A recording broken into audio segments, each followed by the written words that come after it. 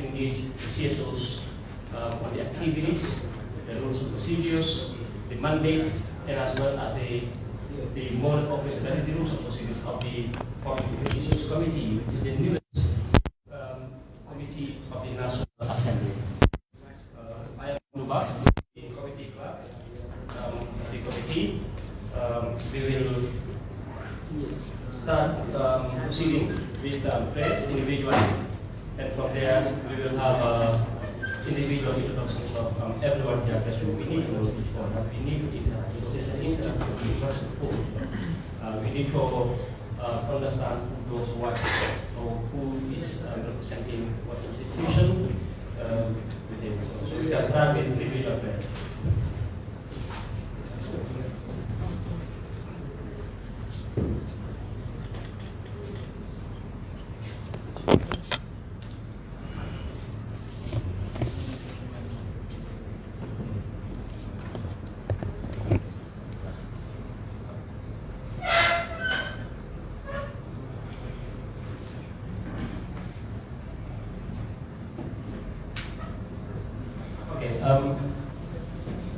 First, we call the members and as well as some other dignitaries, the high table, beginning with the chairperson of the Public Petitions Committee, 𝐿𝐿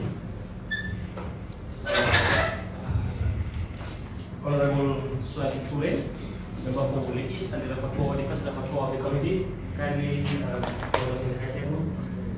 Honorable Member Alhaji Jawar, Honorable member of the committee. The Director of Committees, Mr. Malawi 𝐿𝐿, and as well as Mr. Maju Jubade, Country Director, Country Representative, Westminster Foundation for Democracy. Kindly welcome to the and we are also joined by Honorable Nominated Member, the 𝐿𝐿, who is also a member of the Public Petitions Committee.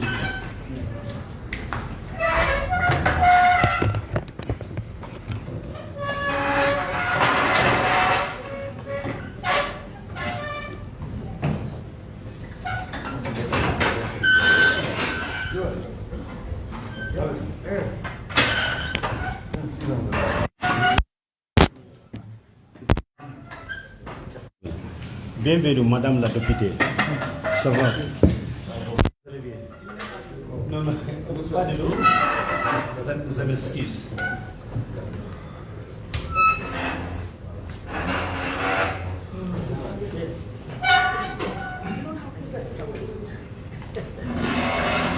Welcome, Honorable. Yes.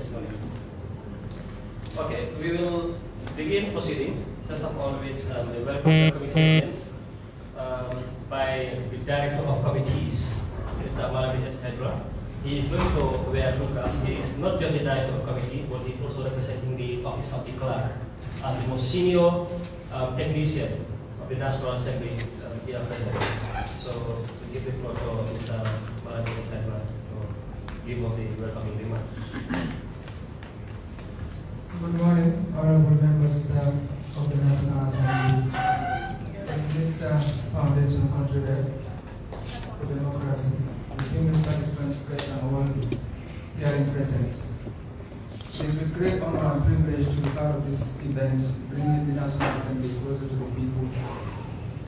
The Public Petitions Committee is one of the newest committees established by the 5th Legislature as per Section 109(1)(b).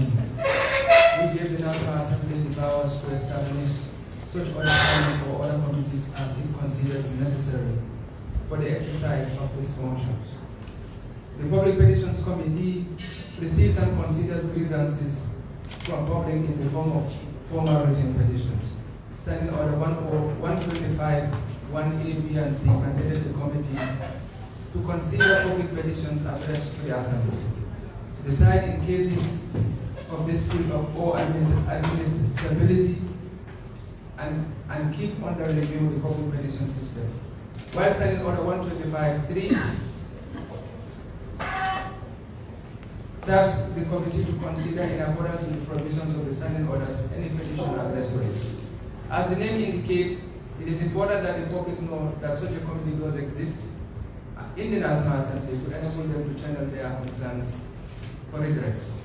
The committee plays a quasi-judicial function, and recently it is considering the petitions submitted by the staff of the GT board against its management. It is our belief that decisions of the courts are time-consuming and expensive. Therefore, grievances and complaints on policy deficiencies can be dealt with by the committee. This forum cannot come at a better time when various committees at the Assembly are undergoing tremendous transformations. Our role as the Secretariat and the Office of the Clerk is to provide technical and clerical support to all committees, including the Public Petitions Committee. So it is against this background that this forum is organized to invite the public to sensitize them on the work of the committee. And also from here we expect all of you to be ambassadors of this committee and enlighten your brothers and sisters about the work of the committee. And we hope it will be a fruitful deliberation wherein you can engage our able members to answer any concerns as far as the work and the mandate of the committee is concerned. So on behalf of the Office of the Clerk, we thank WFP for the support, and we hope that the engagement will continue moving forward. Thank you.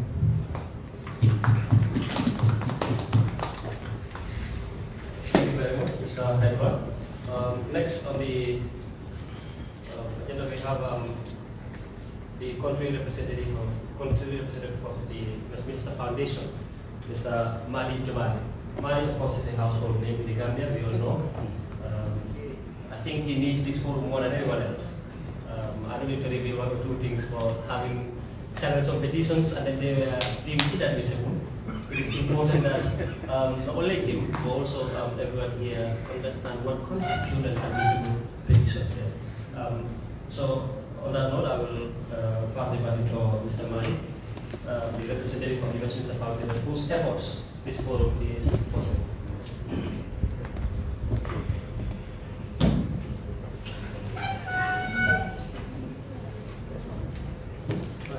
Thank you, Mamadou. Good morning. All of you particularly recognize the chair of the committee, Mr. 𝐶𝐶, his leadership and dedication really, in this work, and to all members of his committees, the honorable members present here. So the Westminster Foundation for Democracy, WFD, has been in the Gambia since 2018, and most of our work is focused on the National Assembly. Now, WFD is an organization that promotes democracy, helping countries to strengthen democracy, democratic governance across the world.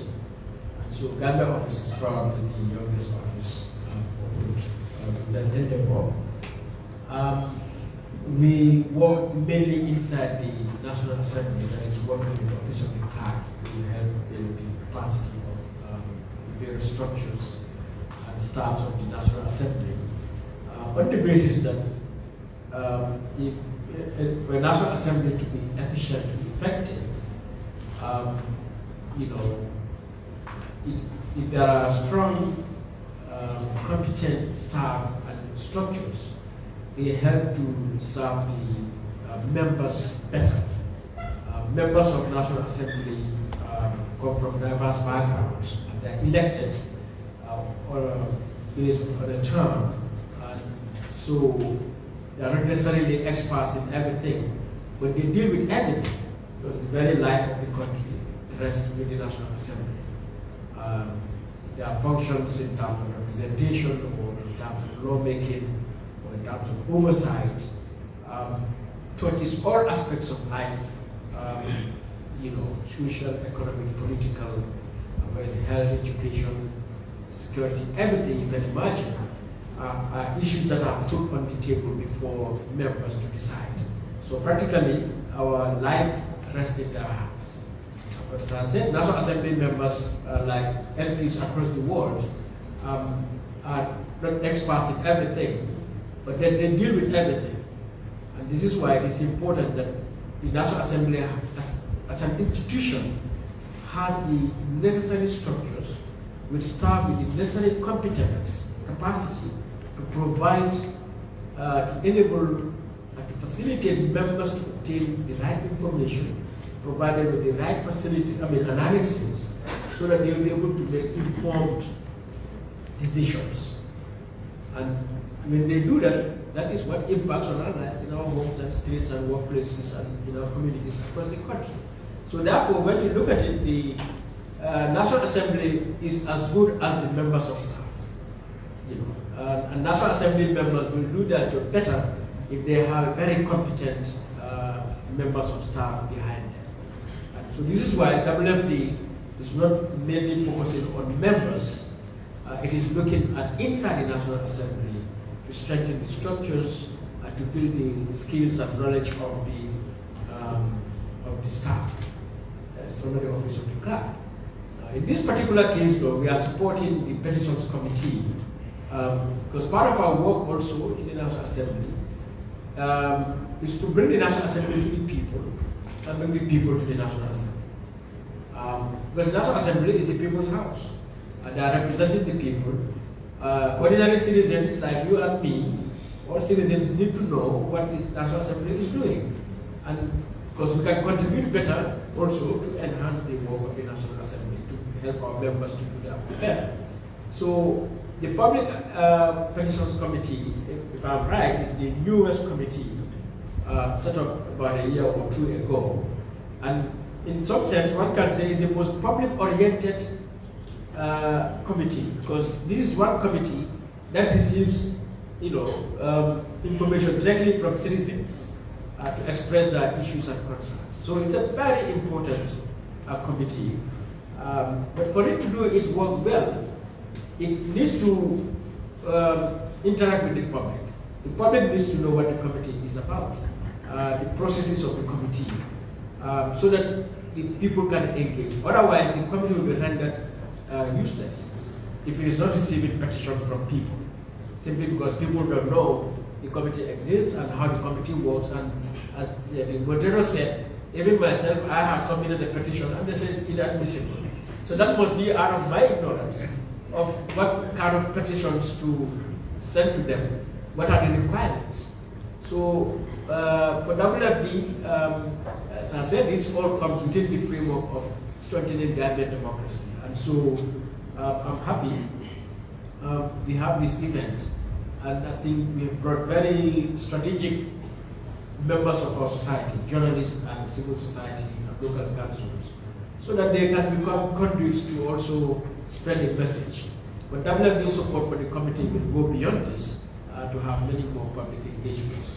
So I must express really my appreciation to the clerk of the House for the immense cooperation clearly that WFD enjoys, but also to the office of the Speaker and to all members of the House.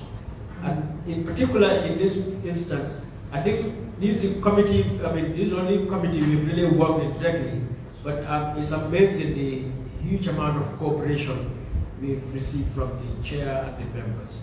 But above all, the huge amount of dedication I have seen the chair really deliver and his members to this committee. So on behalf of WFD, really, I want to appreciate that and to thank you for the cooperation and support. And we hope together we will continue to strengthen Gambian democracy. So thank you very much.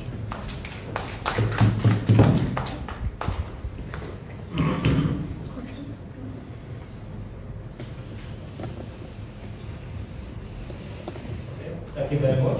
So we will also hear from the chairperson of the Standing Committee on Public Petitions, Honorable 𝐏𝐿 Shortly after that, we will be introducing ourselves individually, of course, so that we will know who is who and who is representing the institution, and then we will go on with the proceeding. Honorable. Thank you very much, my able clerk, honorable colleagues on the high table, Director of the National Assembly, the support staff of the National Assembly. Unfortunately, our subject matters are expected, but as an other right, we expected to be here later or soon. representatives of the various CSOs here present, of course, our brothers and sisters in the media fraternity, all other protocols duly and respectfully observed. Thank you very much for coming. Perhaps before I proceed, please allow me a couple of minutes to seize this opportunity to thank WFD, Country Director, as a friend of the Public Petitions Committee. Madi has been with the committee for long and has been supporting us in terms of capacity building and selling our image, organizing forums and brought us closer to the public. So I want to thank Westminster Foundation for Democracy through Madi. Thank you very much indeed. The Director of Committee has preempted what I wanted to say. He has told exactly what establishes the Public Petitions Committee, Standing Orders 125, and also the 1997 Constitution in Section 109 that establishes all committees, standing committees, special select committees, select committees of the National Assembly, derives their powers from Section 109 of the 1997 Constitution and the standing orders of the National Assembly. This is a great opportunity for us, as the name implies, public petitions. Public petitions cannot fulfill its mandates in the absence of the CSOs. We cannot fulfill our mandate in the absence of the media, because as the name implies, public petitions, it's just the CSOs and the media that will further inform the populace, the people who represent us. And our function as National Assembly members, we have three main functions: as legislature, making laws, oversight over the executive, representing the interests of our constituents. That's what we do as National Assembly members or as lawmakers. Coming down to the level of the committees, the committee is called Public Petitions Committee. That is established under Standing Orders 125 to consider and review the systems of public petitions among authorities. So this occasion is quite important for us. As the Content Director said, one episode, it filed a petition to the National Assembly, which was rendered inadmissible. That was as a result of actual ignorance, sorry for that word actually, or knowledge in what it takes to describe a petition admissible. Who should file a petition? What should the committee do to treat a public petition? And who, the most important question, who is eligible to address the public petitions to the National Assembly? So this occasion will be a great opportunity for us. But in the past, we've been trying to go on media. We had an opportunity with IRI, but that is documentalized. The also declared is doing everything humanly possible so that we can have public engagement, media talk, and I think to also go back to the community to make a town hall so that we can engage directly, so that we get to know more about what the committee does. But a lot of people actually will ask how do we send petitions to the National Assembly? Who is qualified to send public petitions to the National Assembly? But these are formal complaints. The citizens have their grievances. And going to recourse is a tedious process, as highly alluded to by the Director of Committees. So the Public Petitions Committee to the National Assembly is an avenue where citizens can address and forward their complaints at no cost. So this is a huge opportunity for all of us. So according to this opportunity, so that we can get to interface with the media, we can get to interface with the CEOs, it's a great opportunity for us. And he said at the end of the day, what we intend to achieve is a general public awareness, general public knowledge in terms of who can address the petitions of the National Assembly. How do we do it? When do you do it? So this is key to us. So on that note, honorable colleagues, members of the high table, various of the CSOs, and of course, as I said earlier, our brothers and sisters in the media fraternity, you've been accompanying us for so long, and actually I cannot end my speech without thanking you once again for taking time off your very busy schedule to attend this very, very important for that we stand as an open day. So we will avail to you to share with you what we do, and you will also have the opportunity to ask any question on art, and our experts are here to help us make further clarifications where and when necessary. Thank you very much for coming. Thank you, everyone. The interaction will be like this, the discussion or whatever. We will have presentations points, first of all on the composition, that is overview of the committee, as you can see in the guide. We'll have a discussion on the composition of the committee. We will have a presentation on the mandate of the committee as well, which of course is already explained to us by the director of committees. Then we are going to look at also presentation of petitions to the assembly. How should a petition look like? It should be presented to the assembly. We are also going to look at the admissibility criteria. Then we look at actions in relation to the petition. Once the petitions committee receives the petition, what happens next? What are the actions that the committee will take towards that or in relation to that petition? And then we will look at the forms of petitions. How should it appear? Similar to the way it should be presented. We have a presentation of it, but the forms, how it should be, how should a petition look like? Who should be doing what kind of petition? And then from there we have the most interesting and the interactive part of it, which is the discussion, question and answer, because it is a public forum, which will be administered by the Deputy Director of the Committee's Secretary, that is Mr. Lamit. So what we will do now is we will introduce ourselves individually. But for the high table, I just want to once again reintroduce them so that we understand who is who here anyway. He is Mr. Malabi S. Hebra, the Director of Committees of the National Assembly, Honorable Ali Jawara, Member for Law Badiku, and a member of the committee, Honorable 𝐶𝐬𝐬𝐬𝐬, different from what you have in the guide. That was a mistake. He is the chairperson of the Public Petitions Committee, that is Honorable 𝐶𝐬𝐬𝐬𝐬, member for Fonyi Bereket. Next to him is Honorable 𝐶𝐬𝐬𝐬𝐬𝐬𝐬, member for Muli East, and the first rapporteur of the committee. And then we have a nominated member, Honorable 𝐁𝐚𝐬𝐬𝐬𝐬𝐬, member of the committee, and as well as Mani Jabari, country representative of Westminster Foundation. I am Omaruba, the clerk to the Public Petitions Committee. So we will now pass the mic also to Mr. quickly. I'm Yimane, Principal Committees Clerk. I am Aisha Samba, Committee Clerk. Good morning, I am Rahman Yao, Assistant Secretary Clerk.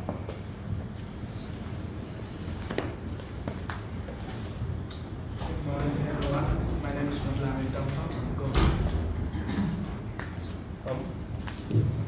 From Government.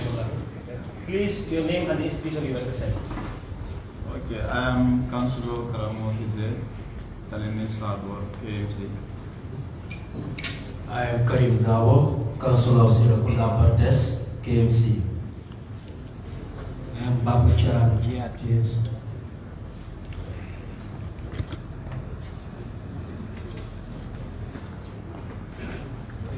Good morning. My name is Neso from the Korean newspaper. Bana Sabali West Coast. Good morning. I am Ibrahim Cham, representing Gama Area Council. Area Council. Good morning, I am Babu Kasi from KTV. Good morning, I am Tabora Boya from the Standard newspaper. Good morning. I am Adija Musa from the Network Against Gender-Based Violence. Good morning, I'm Omar Sijia, the President of the Government Transport Union.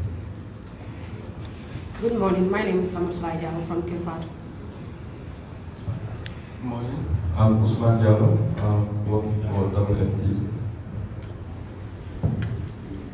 I'm Ibrahim, Communication Officer, National Assembly. Yes, you go ahead. Binta, Jaide, the voice, yes.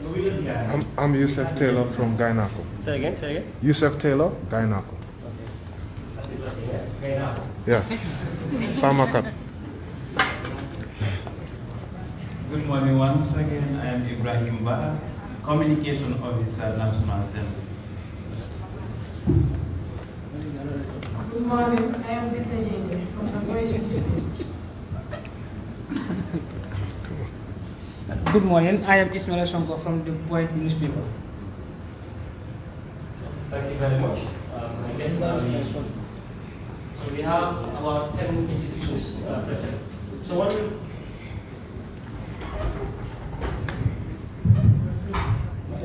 my apologies. I am a grassroots by professor. I'm a grassroots by professor. MBA my apologies. My able council for I did not acknowledge my sincere apology. Thank you. Your presence. Thank you so much for coming. Thank you very much. Thank you, Chair. So we will start with, you need to know who the committee members are. We have 58 National Assembly members, including the Speaker, including the 5 nominated members. In the National Assembly, there is a committee called Selection Committee, which normally assign individual members to various committees once they are voted in, or once they are sworn in as National Assembly members.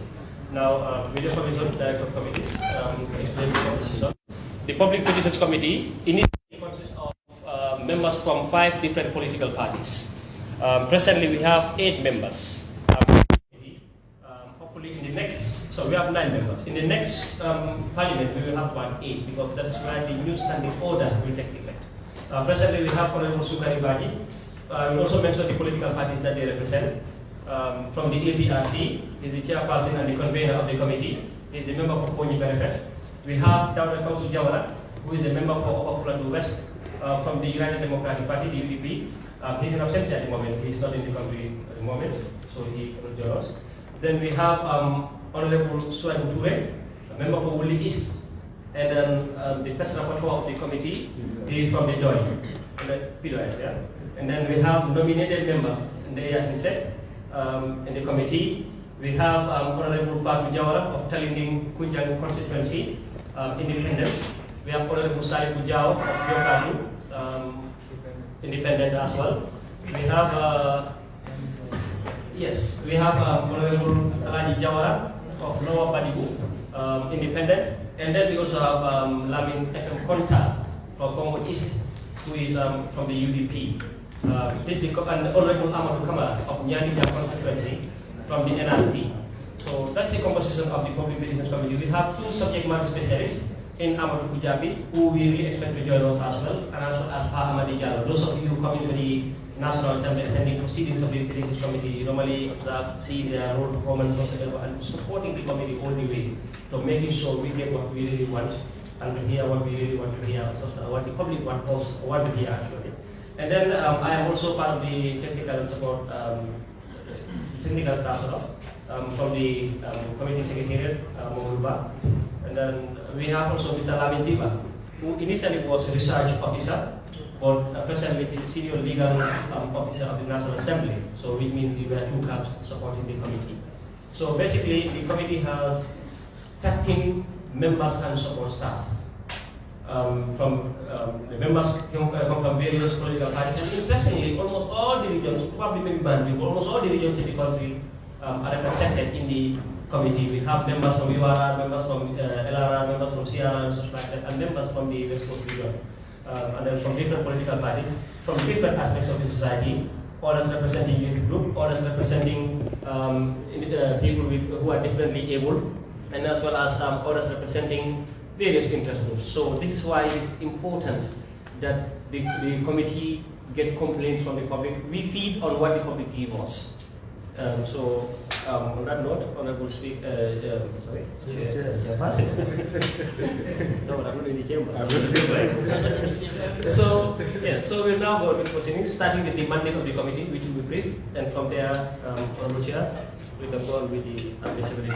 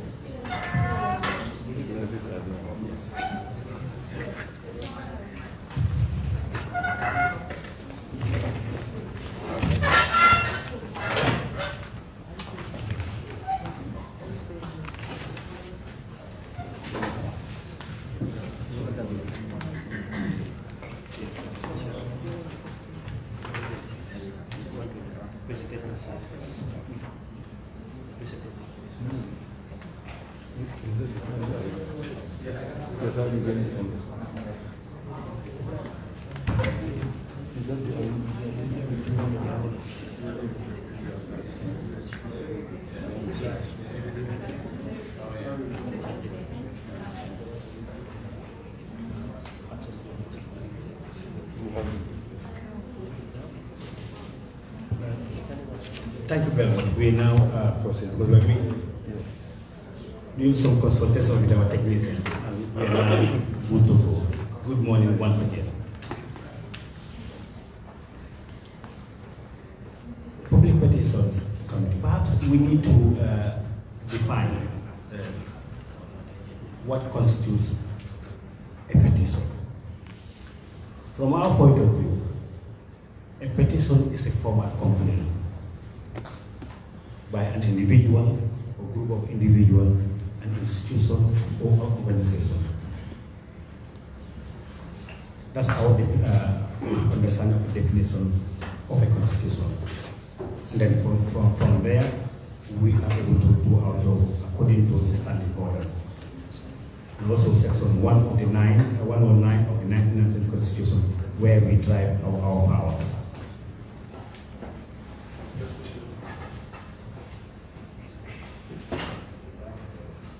I would like to begin with the presentation of the Public Petitions Committee. And this goes to ask who can address the public petition or a petition to the National Assembly. And the standing orders is very, very clear. It said any natural person, anybody within sound mind can address a petition to the National Assembly. It also goes further to indicate that any organization or institution can equally address a petition to the National Assembly. But then, one of the fundamental pillars of a petition, the petition must be on a matter of general public concern. That's the key word, general public concern or interest. But that also must be in relation to the legislative powers of the National Assembly. Because we drive our powers from the 1996 Constitution. So we cannot do anything besides the powers given to us by the standing orders and the Constitution. So any individual, natural person, organization, or institution can file a petition to the National Assembly. But for the organizations and institutions, we must make sure those institutions and organizations whose main activities are carried on profit making for their shareholders, for the proprietors, and for the others. A petition of that nature will be deemed inadmissible. So as long as you want to send a petition, but your institution main activities should not be profit making. But therefore there's elements of biasness, there's elements of conflict of interest. So that's why the standing order was so wise to pick out that aspect of the petition. How and in which language a petition was put? And because our official language is English. So that's why the standing order insisted petitions must be written in English language. However, if you feel to write a petition in Arabic language, in Chinese, in any other language, the text of that particular petition must be translated into English, accompanied with a certified translated text, so that will help the National Assembly to see these similarities, to see exactly what was written. Our official language is English, so if you write in any other language besides English, then we are given more trouble. Why did that standard insist that petitions must be written in English language, if not given translated, accompanied with a certificate to ascertain that the translated text is certified by professional or by qualified persons to avoid omissions and limitations.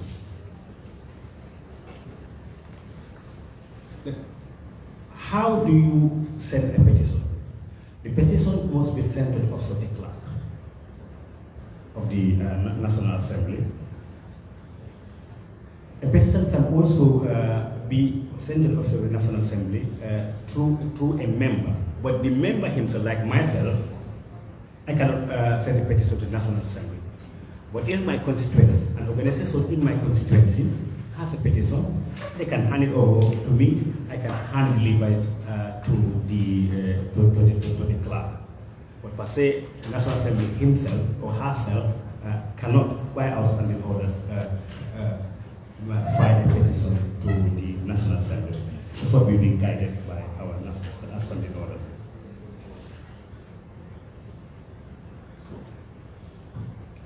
The clerk also has a responsibility.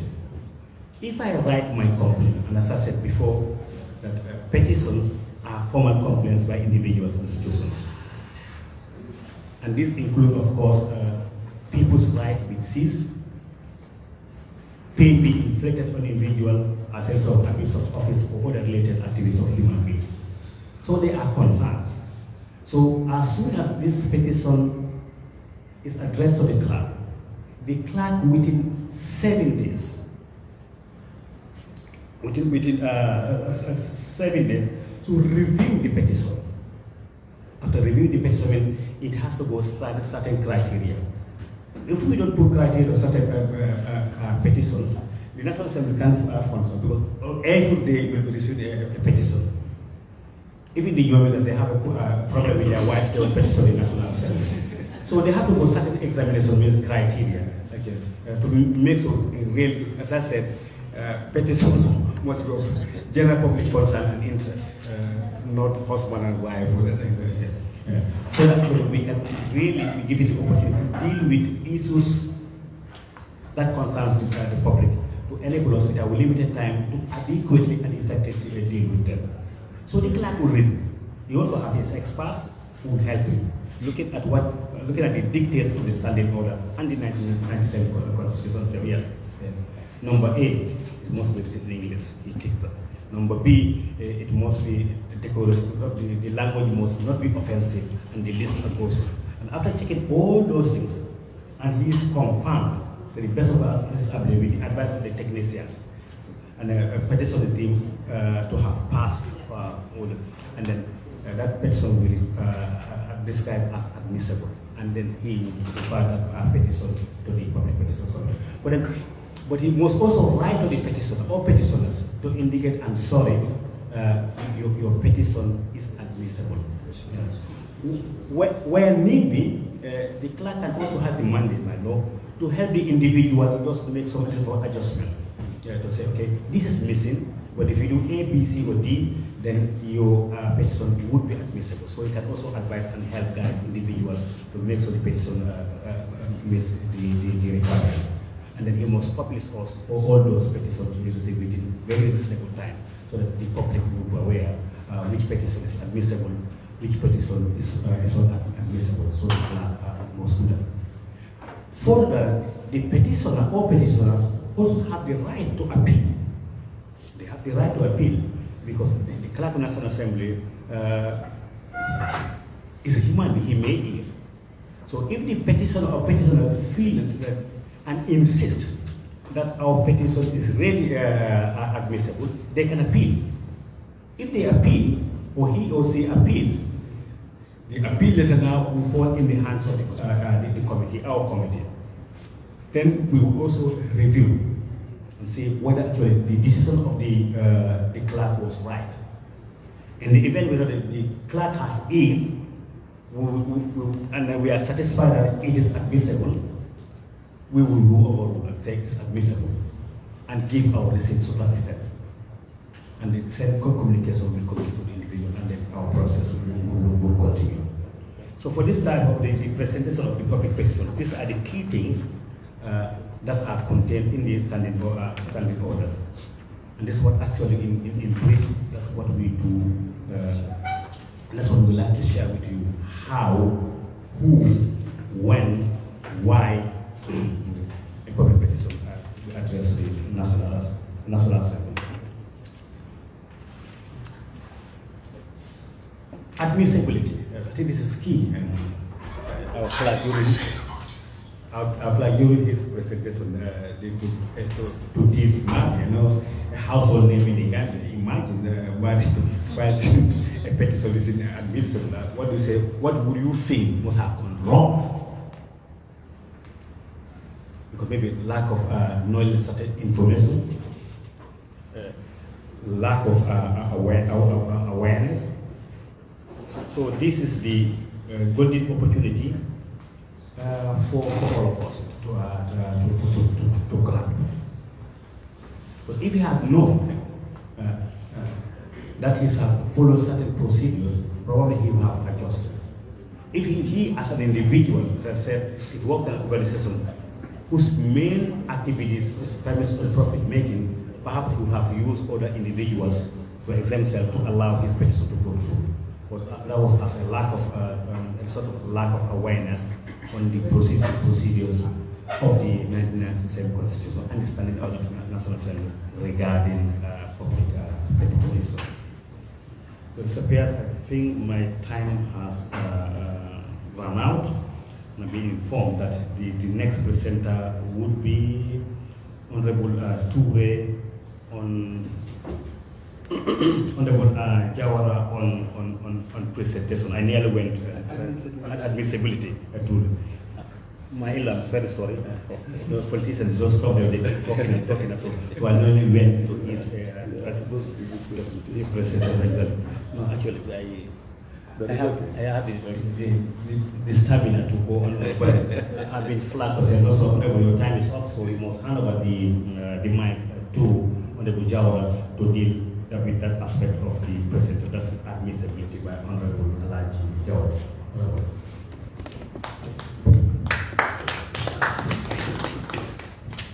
Thank you so much, Kel. Good afternoon, everyone. Just to say that I will seek for your indulgence and understanding not to observe the protocol but to proceed with the proceedings. In our standing orders, section 127 talks about admissibility of the petitions. The CARE has already started reading some of these. One, we said a petition is admissible unless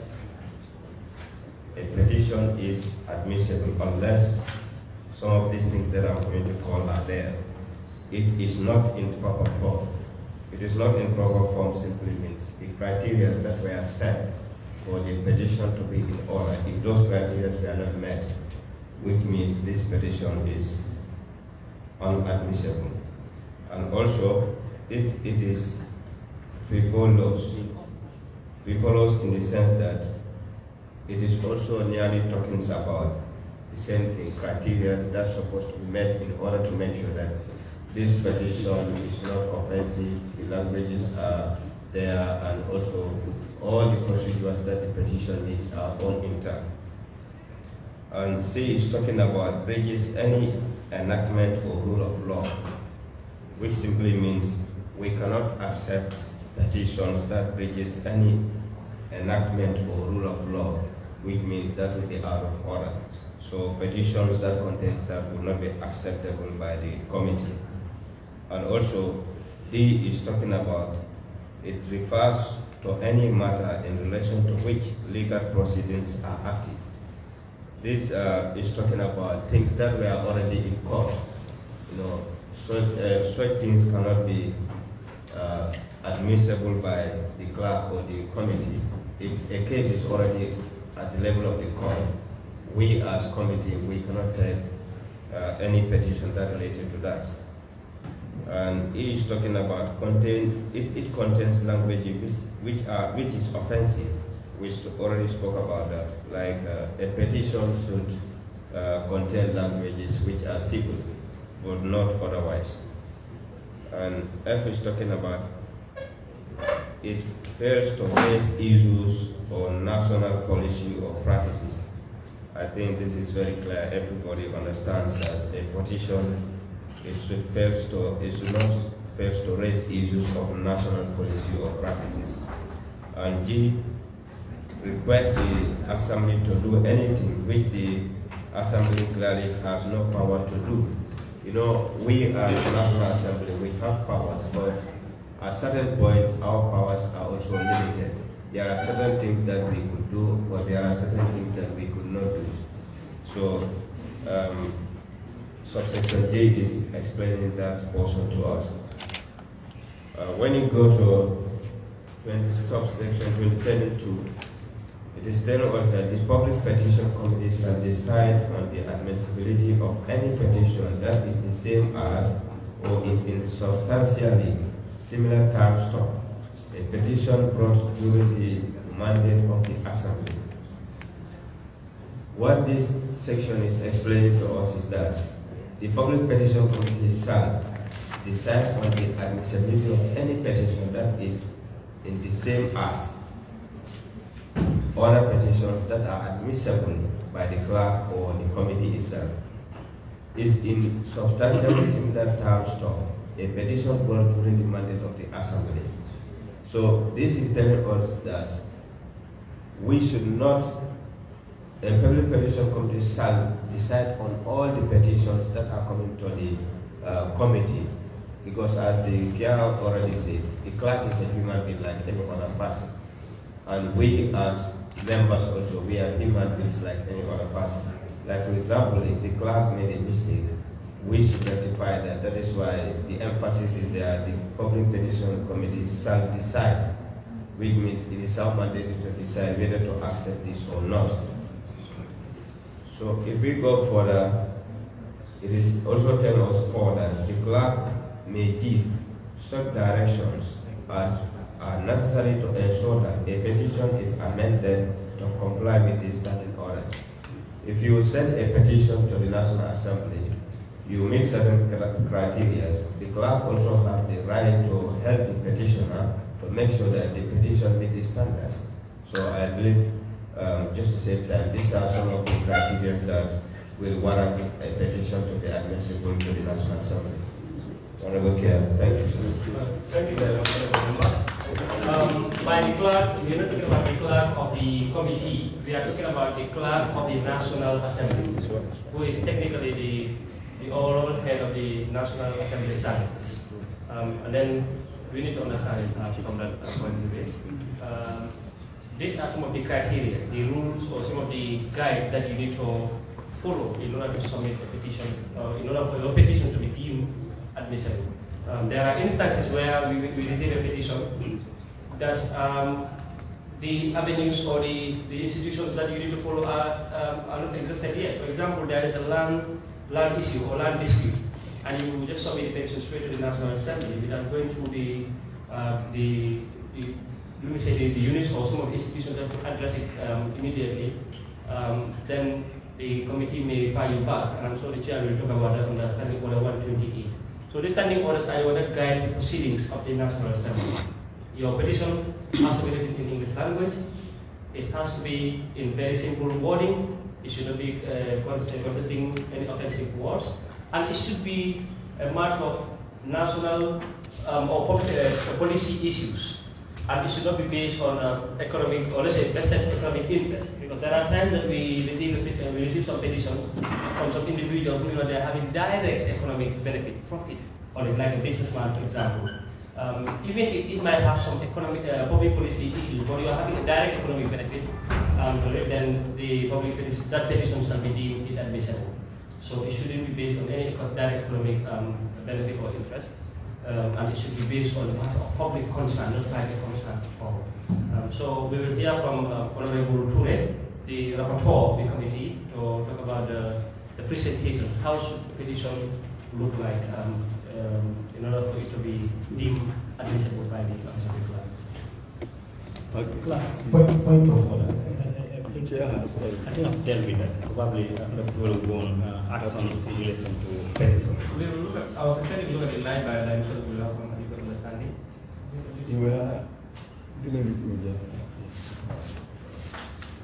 Then the chairperson will later on take us to the actions of petition. What happens next after the committee reviews the petition? Well, I think it's important that we look at like the presentation.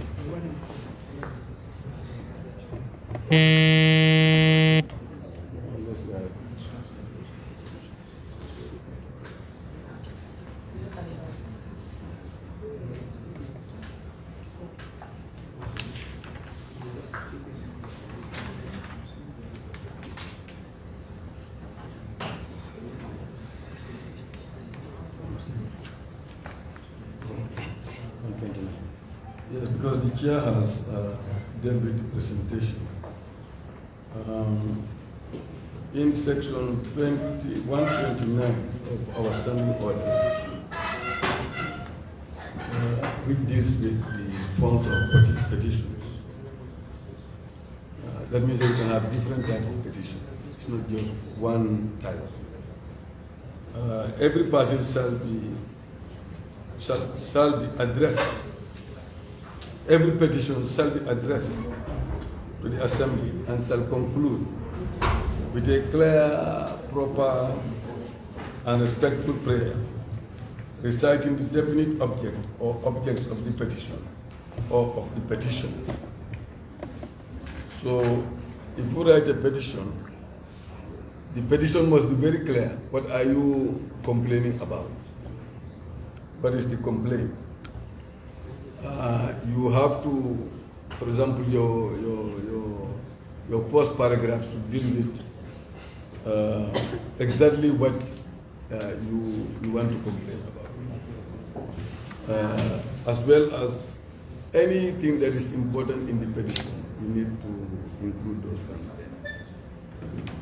there. It is also saying in the form set out in guidance issued by the Public Petitions Committee, which means that the Public Petitions Committee will have to come up with a form, a standard form that will deal with the various forms that will be necessary, various issues that are likely to be complained.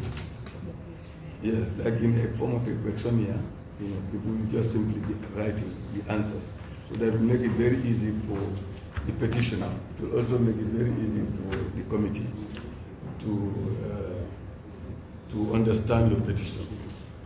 It is also saying the petition shall be handwritten, printed or typed. So it means you can write by hand, just handwritten, but you can also type and then print and then hand over. But it must be written in a respectful language, decorum, and the language must be temperate. Which means you must not be insulting or using any abusive language in the petition.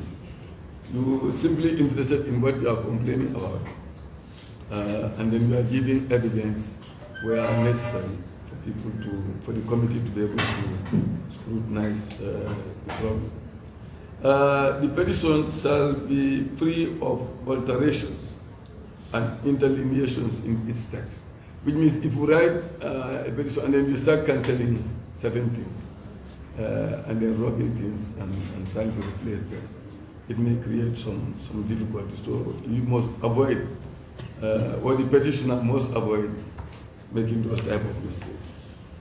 The petition shall have its subject matter indicated on every seat if it consists of more than one seat. So if your petition is, for example, 5 seats, in each seat, you must put the caption of the petition, what you are complaining about. For example, police inaction to deal with cattle theft in Woodley East was one petition that we have received. So in every page, that caption must be there. That's what it is saying. The petition shall indicate whether any efforts have been made to have the matter addressed by a relevant body and whether there has been any response from that body or whether the response has been unsatisfactory. So which means if you complain about something before you get to the commission, it's like there are certain stages that you must exhaust. All the institutions that are available to address that particular problem, you should try to address, to exhaust those institutions. And if they have not done anything satisfactory about your complaint, then you can come to the petition committee. Because if we just allow anybody to get up and write petitions without addressing those things, when you get to us, we have to get back to those institutions. And they say, but these people have never come here. He has never complained this to us.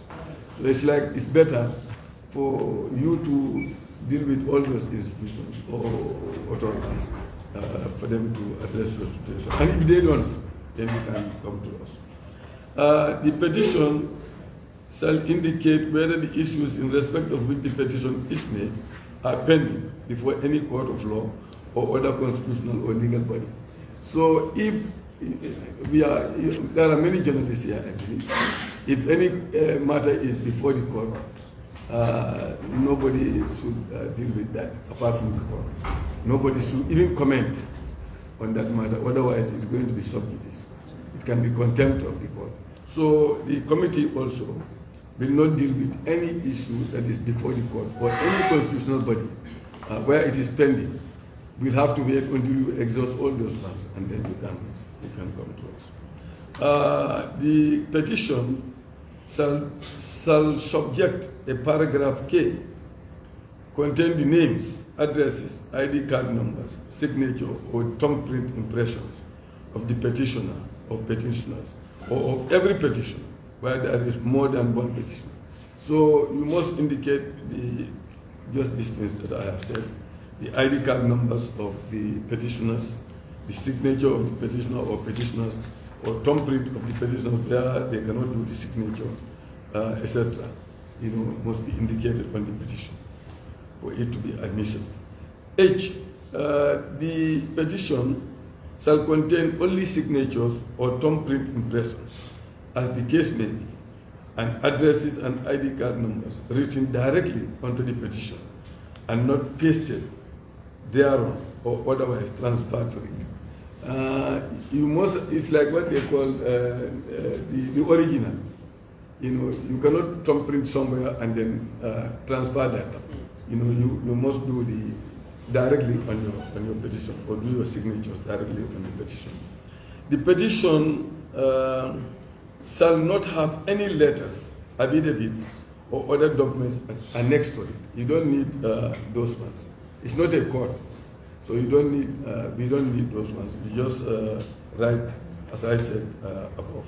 The petition shall, in the case of a petition presented by a member on behalf of a petitioner, be countersigned by the member presenting it.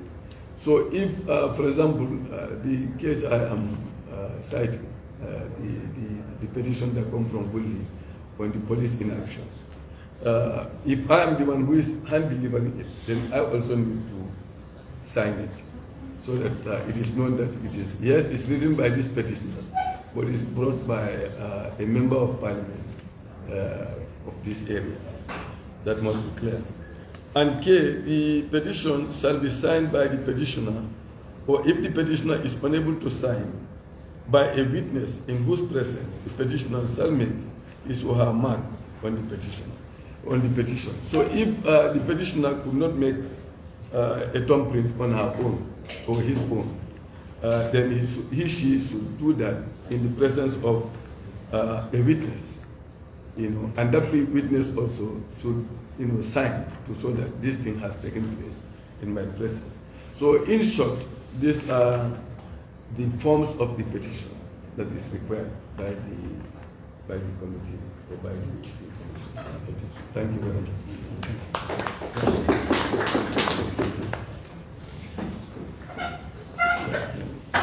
Thank you very much. So, Madam Chair, and as well as Honorable nominated member, there are some Honorable Chair will take us through actions in relation to petitions received by the Assembly. That is, once the committee receives this petition, what happens next? What are some of the things that the committee may recommend also? What can the committee do about it ultimately? So that's what we will see now, understanding order 120. I've also been informed by the Director of Committee that these criteria, they're talking about the criteria of you can access it on the National Assembly website. You can download the document, or you can go to Play Store and download the standing orders of the National Assembly.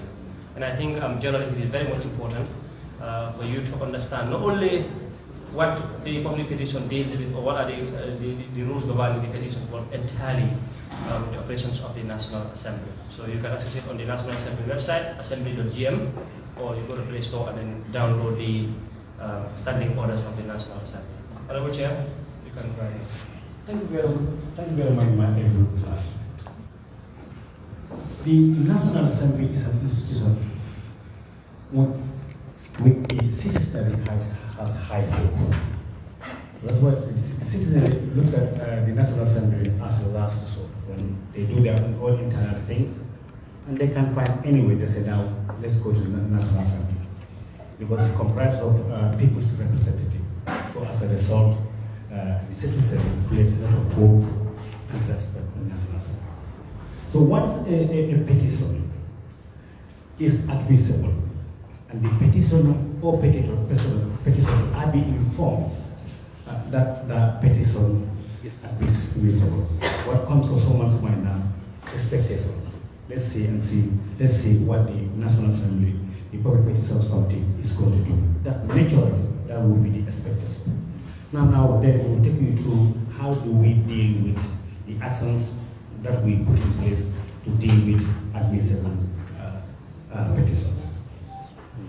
The Public Petitions Committee, and I read verbatimly and we explain. Shall A, take such actions as it considers appropriate in relation to the petition. Or B, refer the petition to a minister, vice president, president of the Republic of the Gambia, any other committee of the National Assembly, or other persons or body for them to take such actions as they shall consider necessary. And we attempt to explain. This means the committee has options. We really have options. If, for example, we receive a petition from an individual or institution that is relative to abuse of office, corruption allegations of a particular institution, the committee is at liberty to refer that petition to the Auditor General to conduct an audit and give us the findings. We can do that. The other action also the committee can do is that we can take it upon ourselves and investigate, because we are attached to subject matter specialists. These are persons who are very knowledgeable in relation to what we do. One of them, let me acknowledge the presence of Mr. Jallo, one of our subject matter specialists has also, Mr. Jallo, welcome. So the subject matter specialist, and in addition to the support staff of the National Assembly, these are people who are very knowledgeable in areas of various committee works. So with their help, we were able to take certain actions. Like one of the petitions that he has just mentioned, that the petition coming from the Woolly is Cattle Association. What the committee did was we took it over ourselves. We notified to any individual or institution. We went to the ground, invited the petitioners. We heard what the version of the story compared to what they wrote, and any other individual or person also mentioned, either adversely or not adversely, mentioned in the petition. We give that individuals the opportunity to clear their side, because these are allegations. We assume everybody innocent unless proven otherwise. So we will invite those persons and institutions, and then we will have our objectives. What do we want to achieve of that? And based on that, we will conduct our investigation. And then at the end of the day, we will write a report and present it to the plenary, that's the whole National Assembly, for approval and necessary actions. Then we move.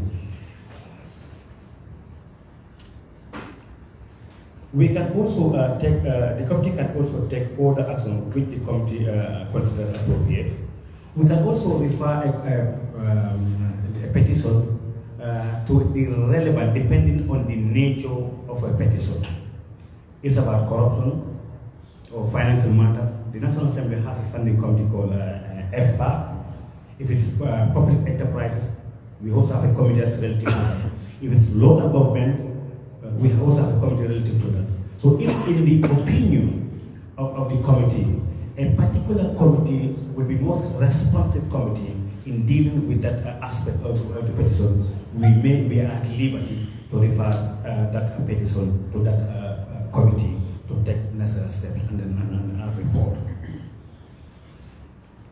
Number 4, I think we already said, just to repeat that, where a petition is judged inadmissible, the clerk of the National Assembly must give reasons for his or her decision and inform the petitioner as soon as is reasonably practicable. The Public Petitions Committee shall, on appeal from the petitioner, decide in case of dispute over admissibility and must give reasons for that decision. I've already said it. And we had an incident where a petitioner appealed. The clerk did his finding and wrote to him to say, I'm sorry, your petition is inadmissible. And he insisted that his petition was admissible. And he appealed to that effect. The appeal letter came to the committee. The committee summoned a meeting, consulted the technicians, and luckily we became in agreement with the clerk, indicating the petition was actually inadmissible, and we wrote back to the petitioner. Although it's a public concern, but we also give him options that we thought of a relevant committee that sponsor has some relations to that to take up from there. That's what we did. Because these are Gambians and we represent them. If they have their issues, we cannot just ignore them simply because they are inadmissible. We must have alternatives. So the alternative that we did employ was to refer that particular petition to another relevant committee of the National Assembly for action. And this, I think I've already said, but just so quickly, the clerk must publish a register of petitions received by the Assembly, indicating whether a petition has been rejected as not in conformity with standing orders or refer to the public petitions. So this is also the responsibility of the clerk. But hence, these are public petitions, as the name implies. You cannot just receive them, keep them in the office.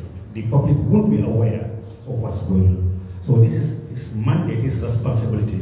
Means upon receipt of petitions, he looks at them, and if they are found admissible or inadmissible, it doesn't matter what happened, he must publish them. And publish them is where the role of the media comes, put it on the newspapers and our website so that the public can have access to it, the public will go to know about it. So basically this is the action in relation to petitions that the committee will normally follow in the execution of its mandate. Thank you. Okay, we will want to hear from the honorable nominated member, they are on the witnesses. Who or how do we summon witnesses?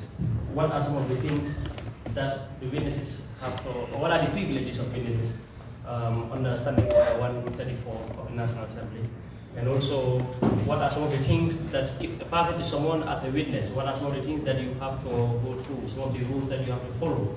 And also, what constitutes a contempt of Parliament? Because we expect witnesses to respect Parliament as well. So I don't need to say much on that.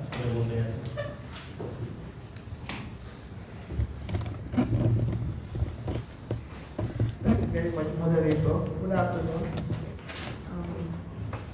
I think the witness should be invited by either phone calls or letters. Maybe I think 2 days, or maybe if it is urgent, we sometimes try the following day that when the date arrives that they should come. So in protecting the witness, if he or she cannot come, she must tell us that she cannot come, but obviously she has to come. And then if she is not coming within 2 days, she will give us she will give us an other day or other time that she will come. He or she will come. So the witness, the first thing that we need to do after she arrived to the committee room is to you either oath by the Quran, the Bible, or affirmation. So when that happens, well, in fact, the Gambia, we saw it during the TRRC that I, 𝐀𝐬𝐬𝐬𝐬, hereby affirm that I will speak the truth and nothing but the truth, so help me God. So it's the same thing that we apply when the witness starts. Because sometimes, you know, we will tell the witness the provisions in the standing orders and the same thing, at the same time the provisions in the Constitution that really you should speak the truth. But sometimes, if you cannot answer the question, maybe the way they talk, we will definitely know that he or she is either speaking the truth or not. So we are saying that it's not a fault, but it's similar. It's similar because if you look at it, it's the issue of the public. Example, if I am working at a certain ministry and I happen to be so corrupt, so the way I talk, people will definitely know that what I am saying is either truth or not. And then sometimes they will not even want to talk. When you talk to them, I don't know, maybe it is in my, I just don't know, the receipt is, the way they talk, maybe stammering and then just doing that. That is the time that you will know that. Because we had, just recently, we had such a witness like that, who was saying that everything is at home. And he was told that he should come up with any relevant document that we need. So she did not come with that, but he was just trying to maybe play foul with us. So what we will not let that person know, but the way we look at him or the way he looks at us, he will definitely know that, really, this is not something that I should do. And then at the end, we have to follow them.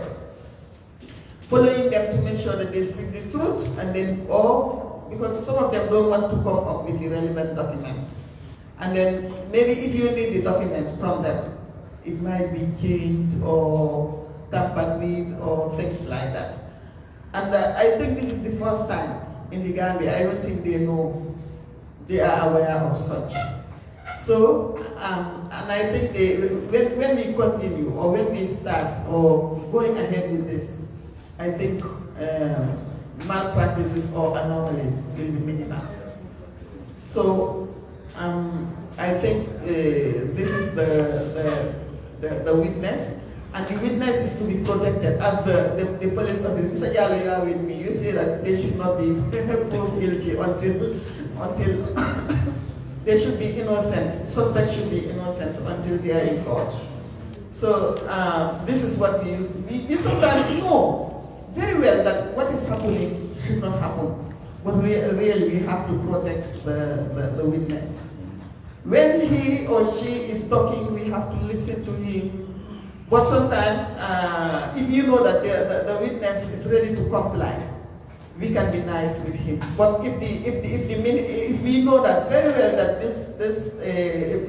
the witness is not ready to comply, we will just let him or her to speak the truth, and he will really speak the truth. Because what we need when they are with us, the witness, is for them to speak the truth. But you know the Gambia sometimes it's very, very, very difficult for them to speak the truth. So that means we always try our audience to make sure that they are protected in the sense that they are human beings, and you know the human rights, the human rights structures are there. So we always make sure that we apply these human rights, that you should not do otherwise to a human being. And then the other thing is sometimes they may forget. You know, a human being is a human being, so they may forget. So that does not mean that we should stop from there. They may forget, but we will follow them follow them until we know that this is deliberate or this is not deliberate. That is forgetfulness. Sometimes some of them will say it was only 3 months or 3 years. And some of them will say, how can you forget? And those that are in the past, like in the 2012, 2011, you can talk about it. But those that are just recently, like 2017, 2018, you are saying that obviously you have forgotten. So these are really when we always make sure that we make sure that we deal with them. We deal with this. Is my time up? Thank you. You know we always stop. You did good. So thank you very much. Thank you very much. You're concentrating on the hearing, so this is what my side. Okay, thank you very much. Thank you very much. Honorable nominated member.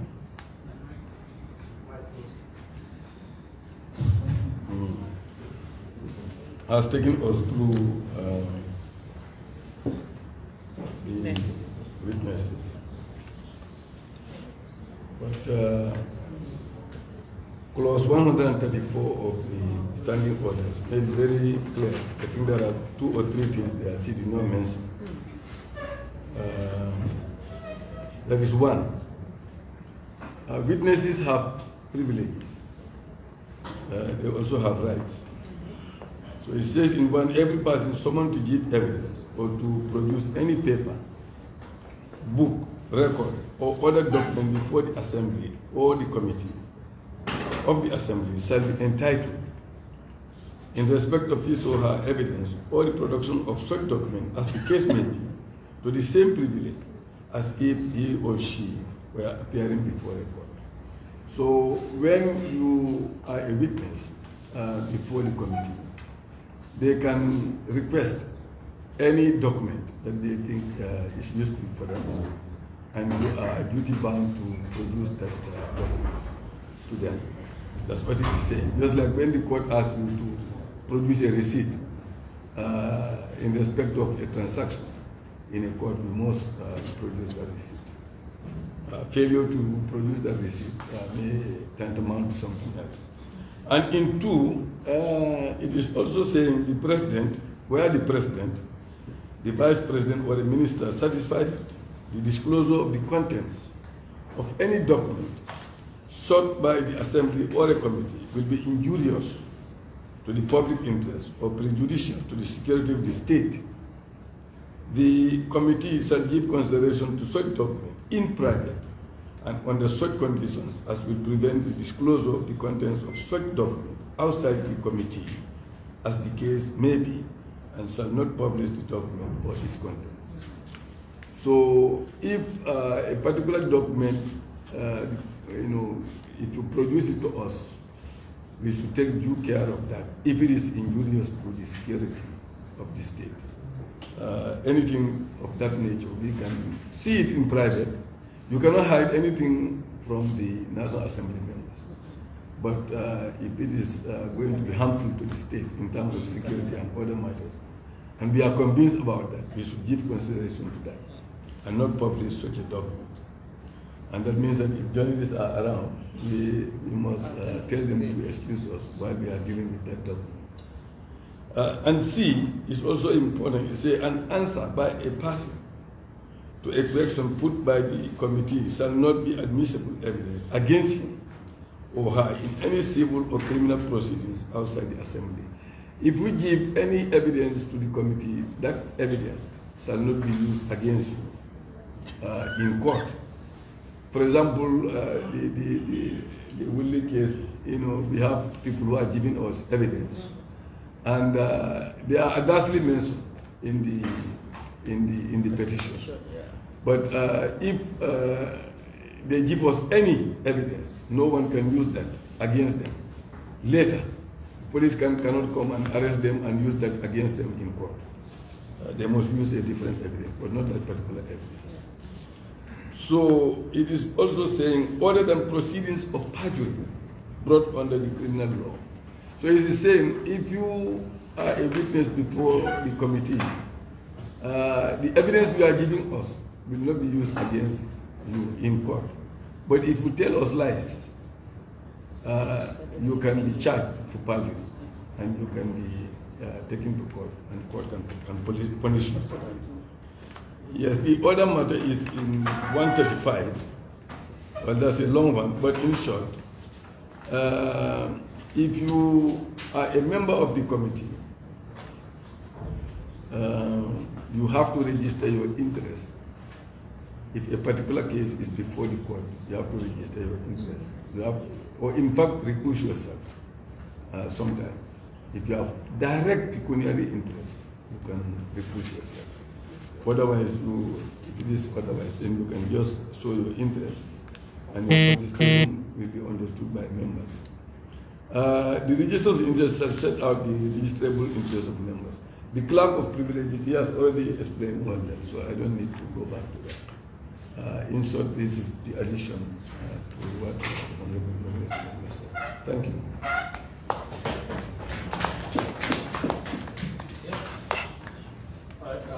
Thank you very much. So basically that's the presentation.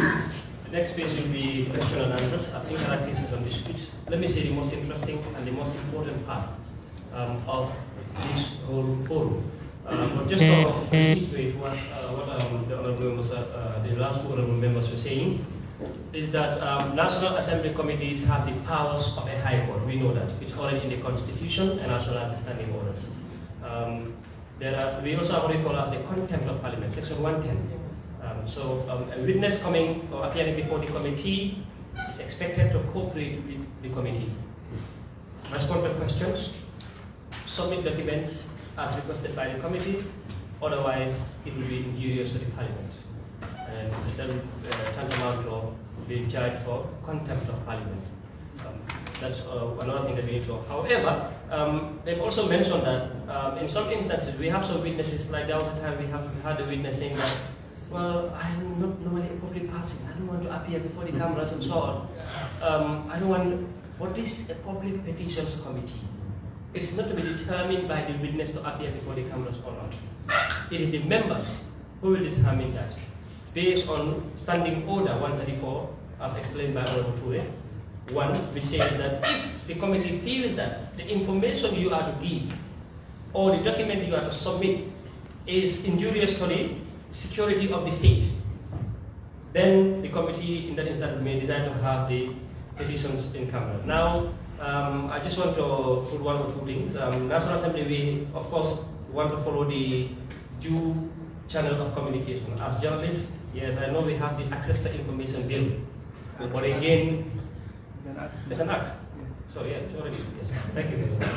But then we want you to also follow the right channel to get information. What we do now is like to inform the our directorates, of course, and then he will liaise with other departments, the communication. So you now have to liaise with the communications department as to when we have hearings or not, and then what documents you may need or so on, and then they will get back to the committee.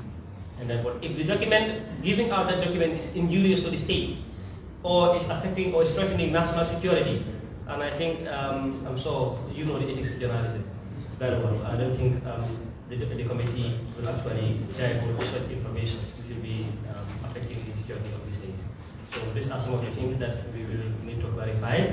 However, you have all the rights and the privileges now to raise questions and observations, which will be responded to by the members of the committee. This so will be moderated by the Deputy Director of Committee Secretariat, Mr. Principal, Committee Clerk, that is Mr. Ali Iman. Mr. Malik?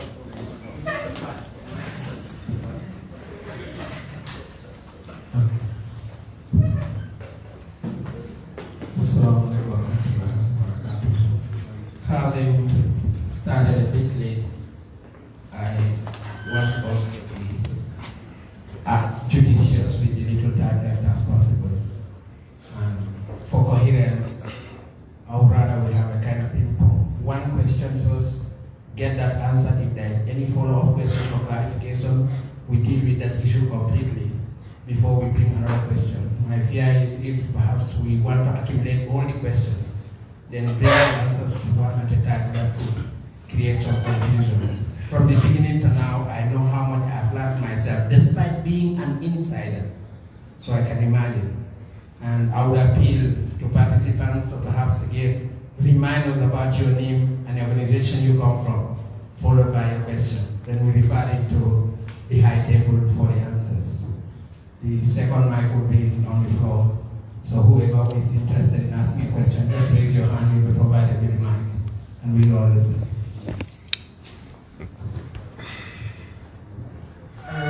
Once again, my name is Abba from TV. So, actually, I was assigned to represent my institution to this forum about the Public Petitions Committee. I had a lot of questions, but luckily, most of my questions are already answered.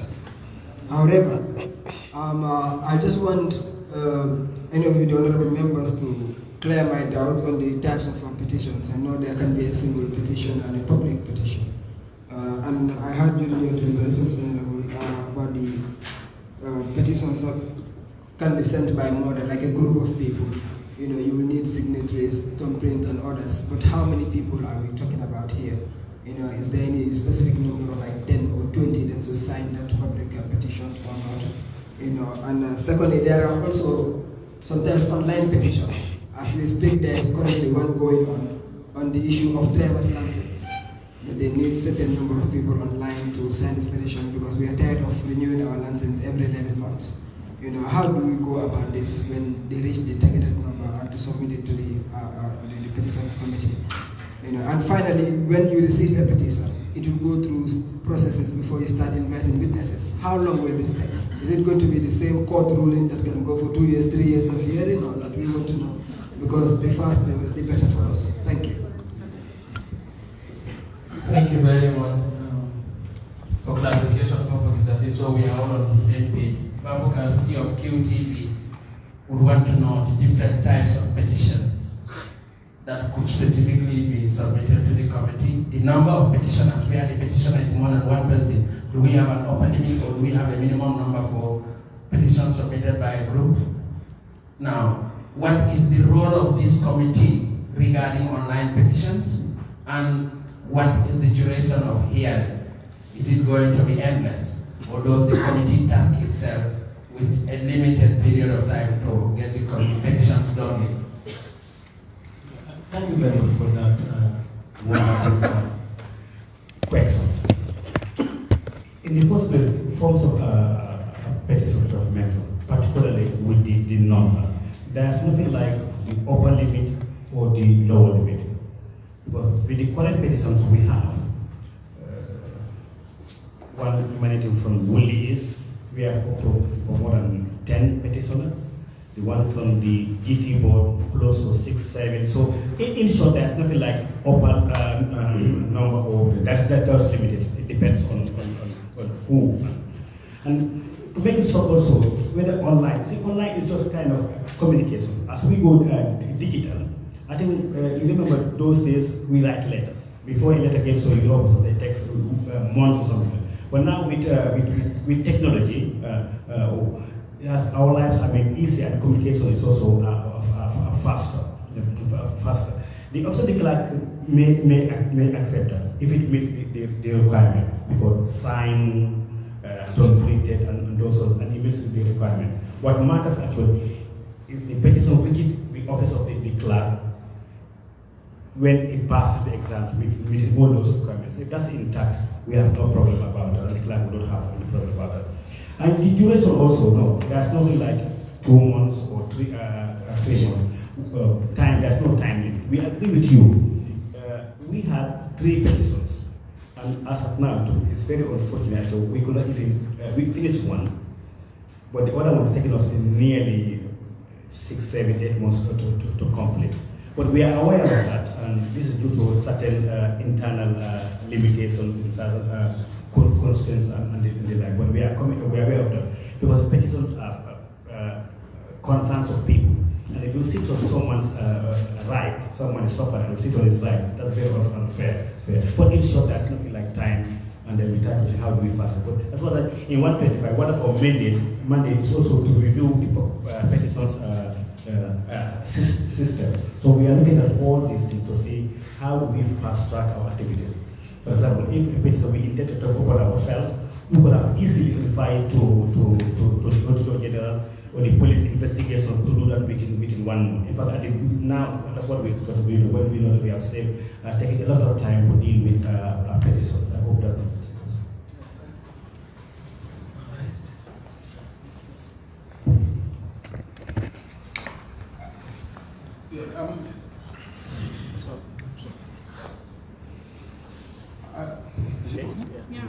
I'm Ibrahim Cham, representing Brikam area council here. Okay, my question is, since the establishment of this committee, what frequent mean of communication is used by this committee to inform the public about this committee and its importance?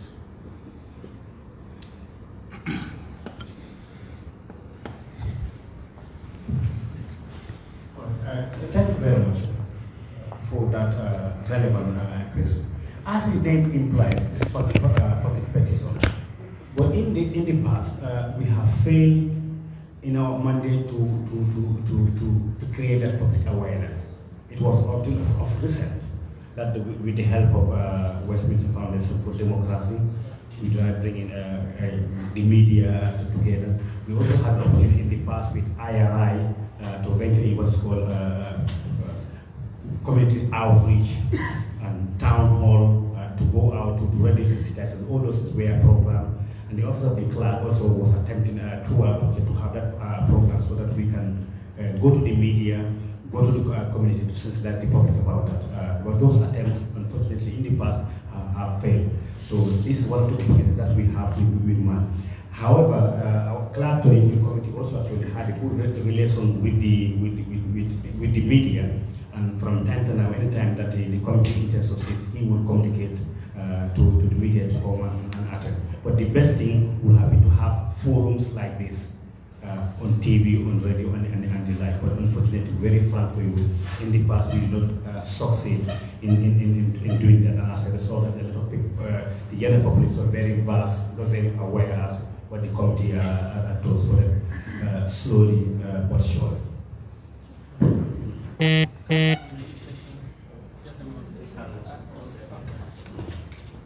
Thank you very much. Yeah.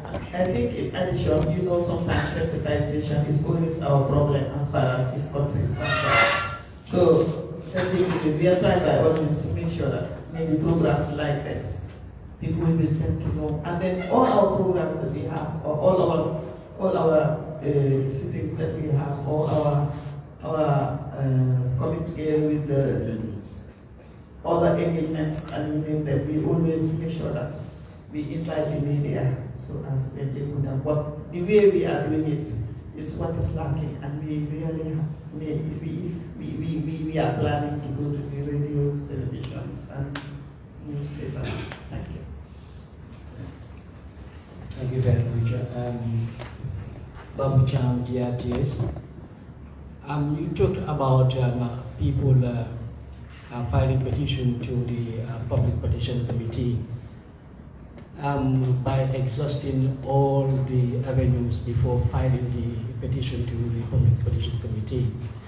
What I want to ask, don't you think you should create that leverage for people, because sometimes people have confidence in a particular committee.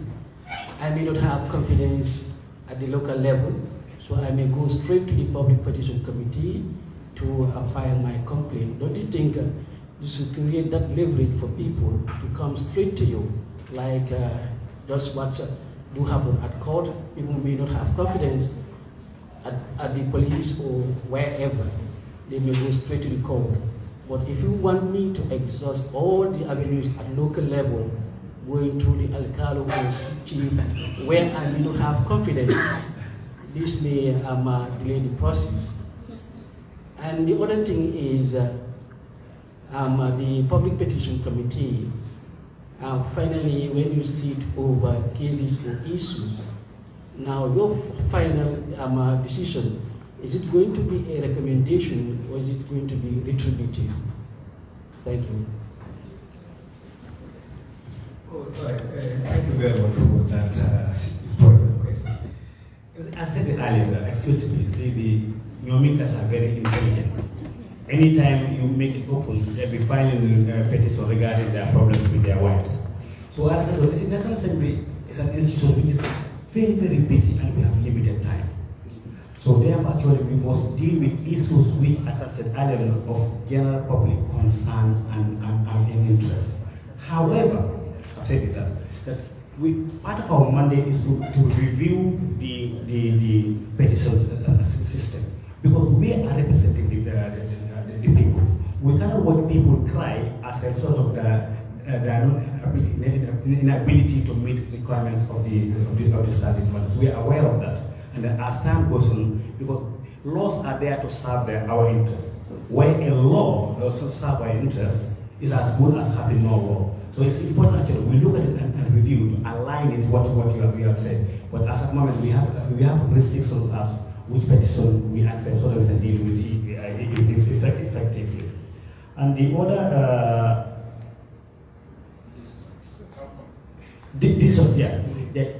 just like any other committee of the National Assembly, we drive our bus from section 109 in terms of what do we do. So we would take all the witnesses, analyze all our facts, and then come up with our recommendations. And then we present that to the plenary, the whole National Assembly. Then they would debate over our report, and they would come up with resolutions that we follow with actions. But say, the committee itself doesn't have the mandate to take action. Our mandate is limited by way of the presentation of a report, of course, that includes our findings, our facts, our opinion, and recommendations. And I said, in short, the recommendations will talk to the resources by nations and say, the minister of this must do this, or this must be done to make sure the actions and recommendations are implemented according to law. I hope that answers your question.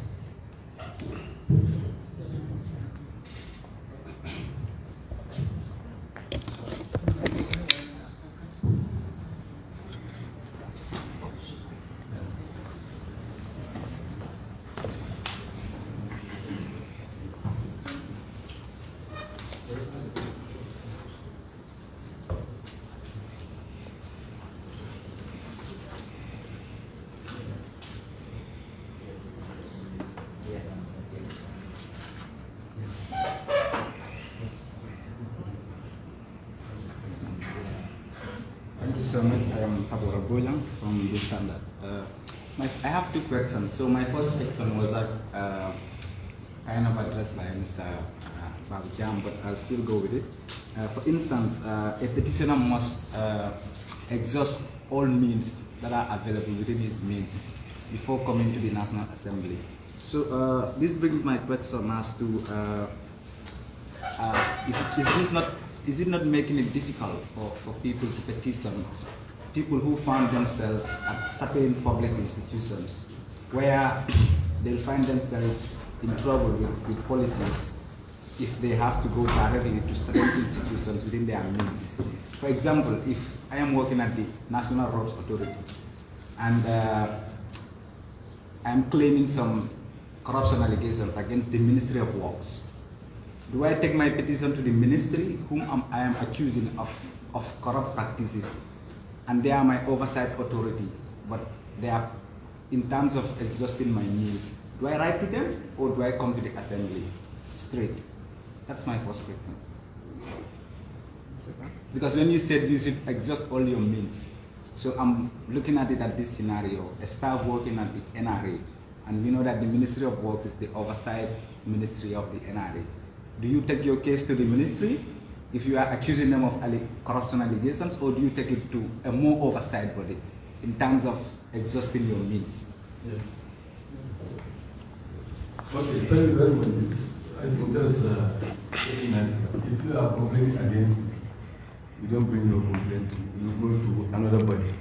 We are saying if there are other bodies that are responsible for addressing your complaint, and they are already established by law, you should go to those institutions.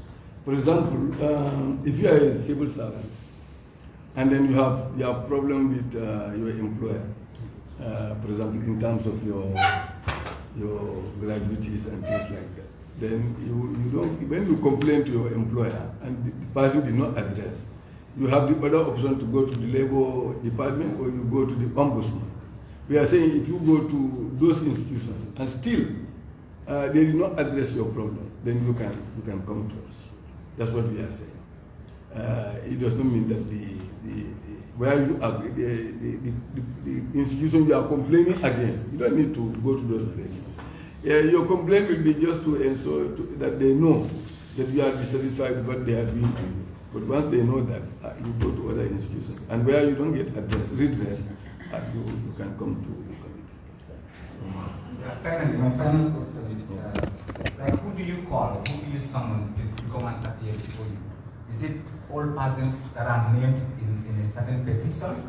Or do you go by the law to say, okay, even though the petition is against the Ministry of Works, but okay, the Minister of Works is not the accounting officer, so we have to call the PS, even though it's named in the petition?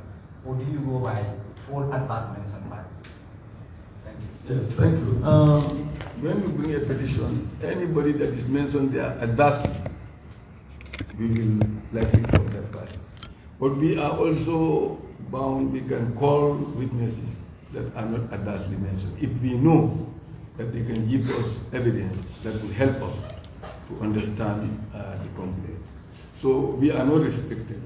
We can call anybody. We can call experts that will put us through in terms of policy. We can, in terms of policy and procedure, they can help us. But we can also call other people, whoever we think will be able to help us. So we are not restricted. In calling people, what do you consider must? Is it because of their constitutional mandate, or because they are adversely mentioned in the petition? Two things. If they are adversely mentioned, they should know that this complaint is against them, and they have done A, B, and C, and they are really bound to explain themselves. But also, people that have evidence, or witnesses that have evidence relating to that complaint, who can give us, better information, more truthful information. We can also call witnesses that we feel can give us expert information or expert knowledge about the issue, so that we'll be able to understand the issue better, be able to address it. So we are not restricted by the witnesses that we call. Every issue will determine the witness that we will call. Yeah. Thank you very much. Mr. Mani, I believe. Yeah, this is a very wonderful question. As you said, we are empowered by the Constitution, and it is clearly spelled out there that Section 109, we have the right to enforce witnesses to come and also provide any documents and things like that.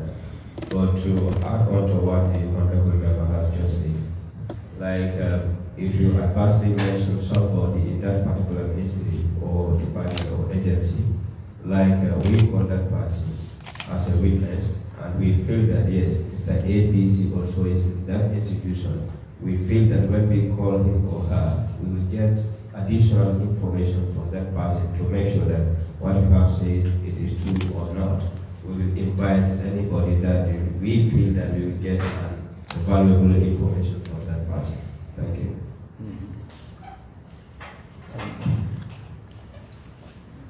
Yes, and also during our investigation or inquiry, if any witness mention any other person that is involved in any way with the issue, and we see that that person can give us some information, you can call that person. We are not restricted.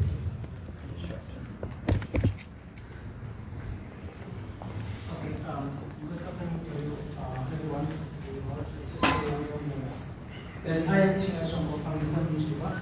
Mostly I have to thank the committee for the good work they have been doing. And because I was covering the parliamentary for 7 years, for such committee I have never come across at the parliamentary session or at the committee level. For this is the starting from last year and this year before, and last year I had the petition committee at the National Assembly, welcoming in my side as a reporter at the parliamentary. So, on behalf of the chairman and all the honorable committee members, despite being the Bajikonanga, but I will have a thank you for the good work. And my question is, because we are talking about the petition here, after all these summons, those who have been mentioned, those who have been called before the committee to testify, after gathering all your information, is there any punishment of any? Thank you very much, Mr. Sommers. Yes, depending on the nature of the petition. But the subject of, as I said, our fundamental mandate is to investigate, write a report that of course includes our findings, the facts, opinions, and recommendations. So of course, recommendations are intended to achieve a particular objective.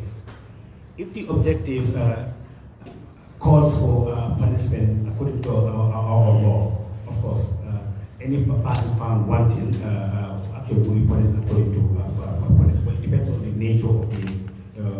nature of the petition.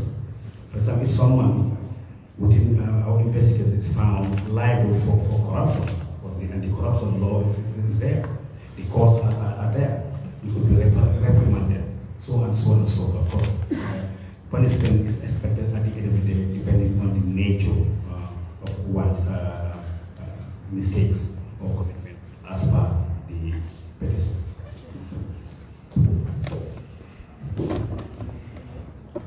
Thank you very much. In addition to what Chair said, punishment depends. So for me, if I am corrupt, I'm not expecting people to know that I am corrupt.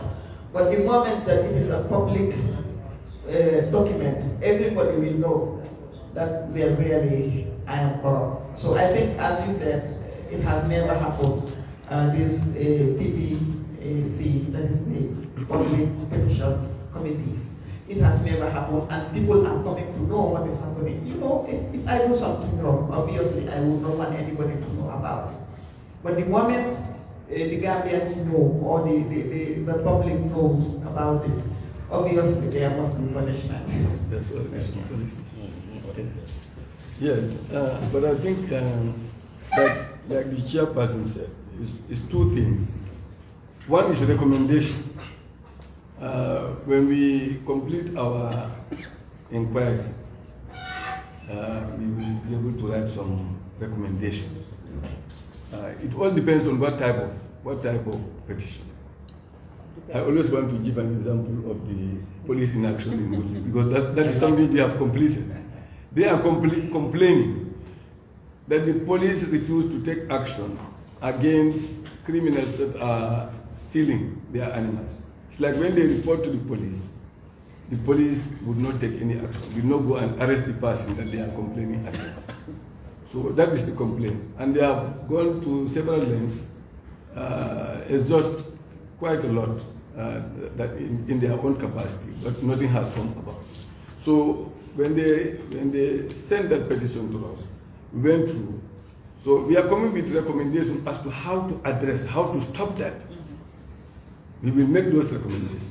But we are also likely to come up with resolution. Resolution is that once the National Assembly adopts our report with a resolution that this must happen, it means that it should happen. And if it did not happen, the National Assembly will have other avenues to call the authority or authorities that are responsible to make that request, call them and ask them why they have not addressed that particular resolution. So resolution is stronger than recommendation, but you can do both of these to make things happen. That's I just want to make it clear. Okay, thank you so much. I am Councillor 𝐏𝐿 Councillor for 𝐶𝐿 Southward, double as the chairman of the Finance Committee, chairman of the Account Committee, chairman of the Revenue Committee of KMC. Okay, but as an institution like KMC, we are not that much aware of this Public Petition Committee, and then At the minute we are aware of it, we are facing so many challenges and situations at the council level. Because if you check the Local Government Act, it's just like a toothless bulldog. Whereby we are giving people elect us into an office, but we lack the powers. We have the means, but we lack the powers to carry out certain activities. Whatever we have to do, there are line ministries that are overseeing us. We have to send letters to those institutions. And at times you send a letter to those institutions, a complaint with a resolutions. At the end of the day, those particular committees are no more sitting or they are no more existent. So that is affecting us. Since we came in the council 2018, there are signboards all over the municipality that report any corrupt staff of the council. Just like what you guys mentioned here, whenever we receive a complaint or a petition against a staff of the council or any other person working in the council, there are committees that investigate. After investigation, we recommend, and then it will go to the General Council, and a resolution will be passed, and then it will be sent to Local Government Service Commission for the dismissal of the person. Since we came to council, I think we dismissed more than 20 staff for corruption and so on. But the recent case, that thing is going beyond our control, whereby investigation have been done, and then later on the people that we think like they should be helping us, in fact, to be the referees. At the end of the day, we don't have that much trust in them. We don't see that they are siding with other parties, but we don't have trust in them. I know that the local government's select committee and the National Assembly is aware of it because they have a copy of the letter. But hadn't been we knows this committee is existing, we will have wrote to you. And then I have confidence in your committee, the members that I see there, because you are from different parties. So I know that soon we will write a petition. Right now from here we are going to write another letter that will be sent to your committee. If possible, you will investigate. And then another issue too. I think the chairman of the committee need to be given some powers, because your last statement here you says if any member of the committee have an interest in a particular case, that person must excuse himself. So, you know, in the Gambia here, it's not easy. Some people we don't have principle. I know that all of you guys have a principle, but some others, they don't have principle. But if the chairman of the committee knows that some members of my committee, they have interest in this particular case, or they are related to that particular person, or they are in the same party with that particular person, the chairman should be given that power to ask that person to excuse himself. So that's what I have. Thank you so much. This kind of a comment. So the journey of 1,000 kilometers begins with a step. Now you have been opportune to this forum, and now you now know the existence of our country. So we can take it up from there in short. Yeah. Good afternoon. My name is Ibrahim from 𝐏𝐻𝐜. I think the committee is representing the public and the interest of the nation. I think this should go beyond here, like to have talk shows on the radio whereby they can reach many people. And my question also I have, what do you have for people that cannot read and write? They come across such whereby he or she want to report or send a petition, but he cannot read or write. What do you have for that person? That's my question.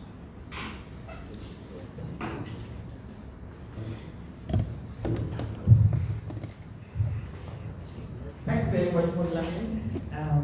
I'm happy to hear you asking questions. I'm so grateful.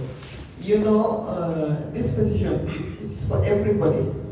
Even if you you cannot read or you have your organization, you can go to them, or you can have somebody who is next to you who can do it. Don't think that you can do everything.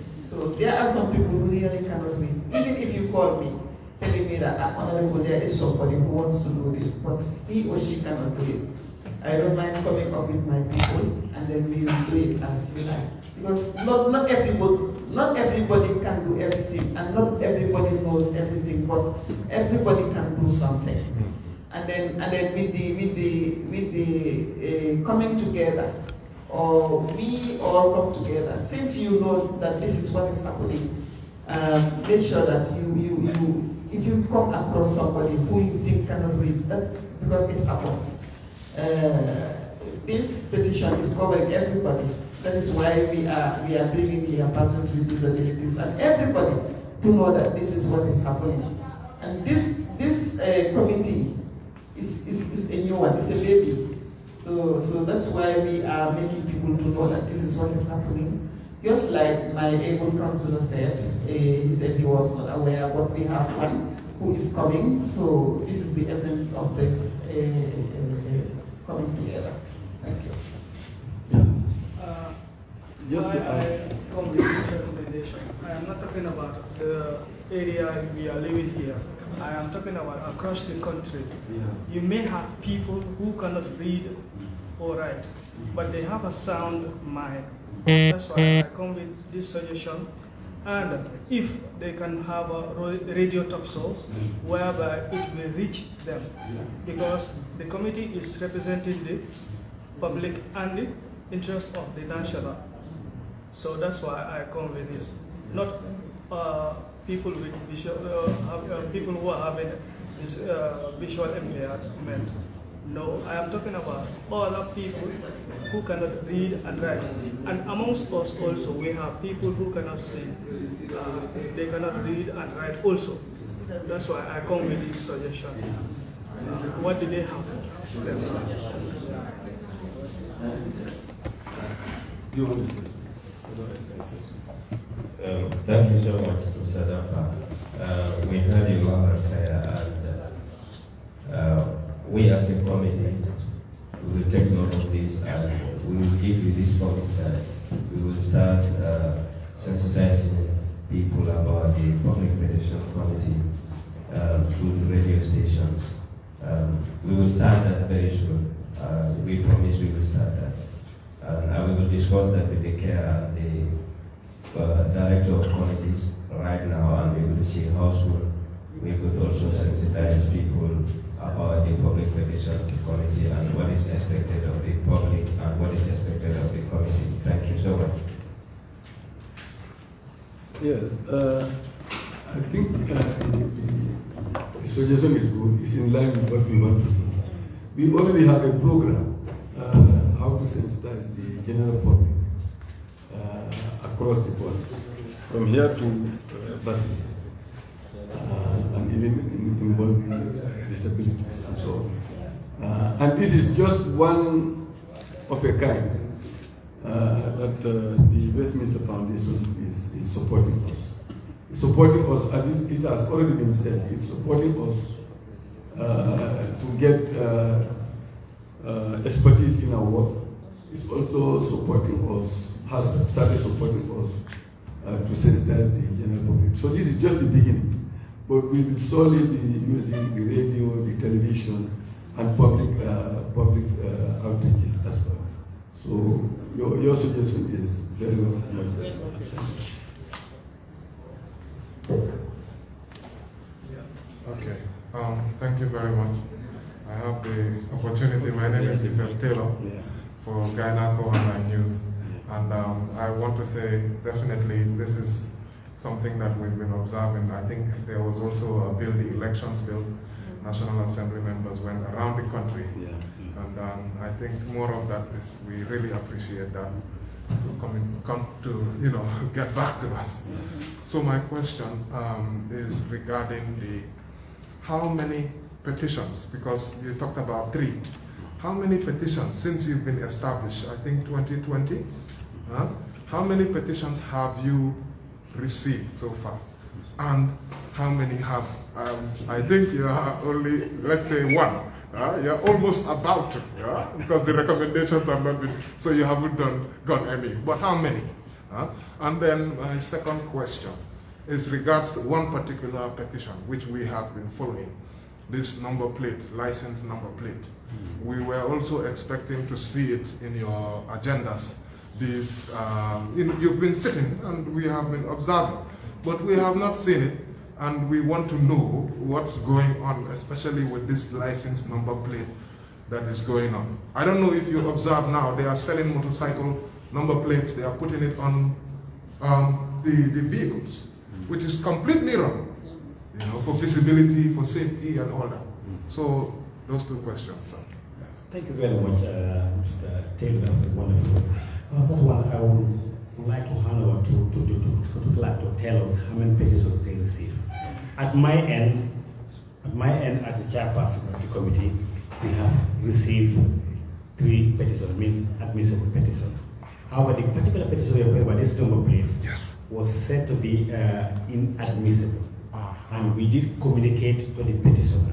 However, we felt that was equally a matter of general public concern and interest. And we said, hence, it did not meet the requirement, but something needs to be done about it. So what we ended up doing as a committee, in consultation with other members, we are lucky to have a member move a motion for that particular petition to be referred to the Defense and Security Committee to talk into it.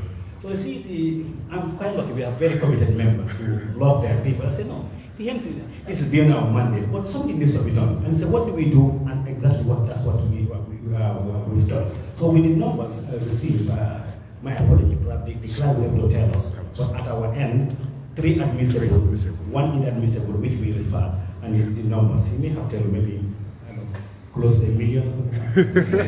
How many? It's not like that, it's not over 1 million. We have about 11 petitions we received, including one from our own. Okay. So 3 have been admissible anyway. And then it is important to get out what we've actually said earlier, that is Chair, that not all petitions reach the petitions committee. At the clerk's level, the clerk and his technical support staff will look at it, and then if it is it fails in what, let's say, fails one of the admissibility criteria or 2, then it will be deemed inadmissible. Maybe no need to talk about whether the vehicles number plate issues is something that we all need to take note, and I was emphasizing it earlier. If you have a direct economic or, let's say, profit interest whatsoever in the petition you are submitting, then it shall be deemed inadmissible. So that is one of the things that was observed. And then the petitioner, of course, he tried very hard, and Chair explained it already here. He appealed, re-appealed, and then he was constantly told that he failed the admissibility criteria.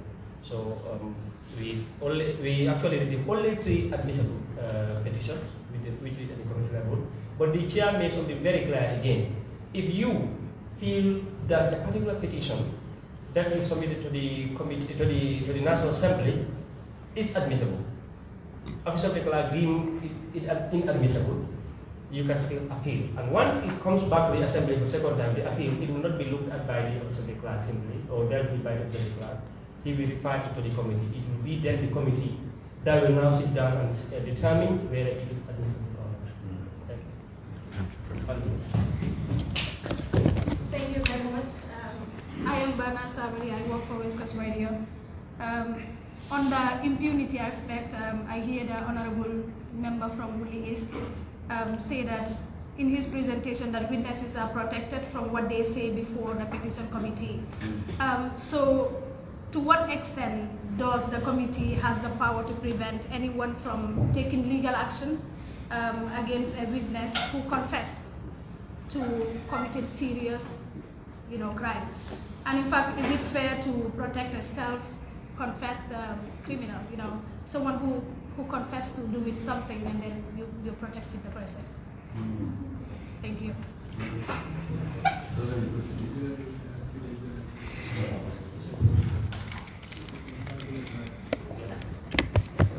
Yes, I think that has not been really spelled out. but it's a simple matter.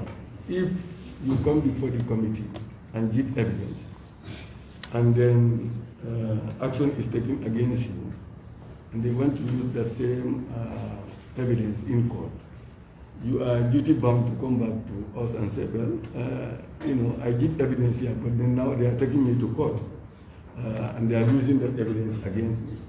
Then we'll be able to write to the court and say, well, this is what happened, and therefore this and this cannot happen.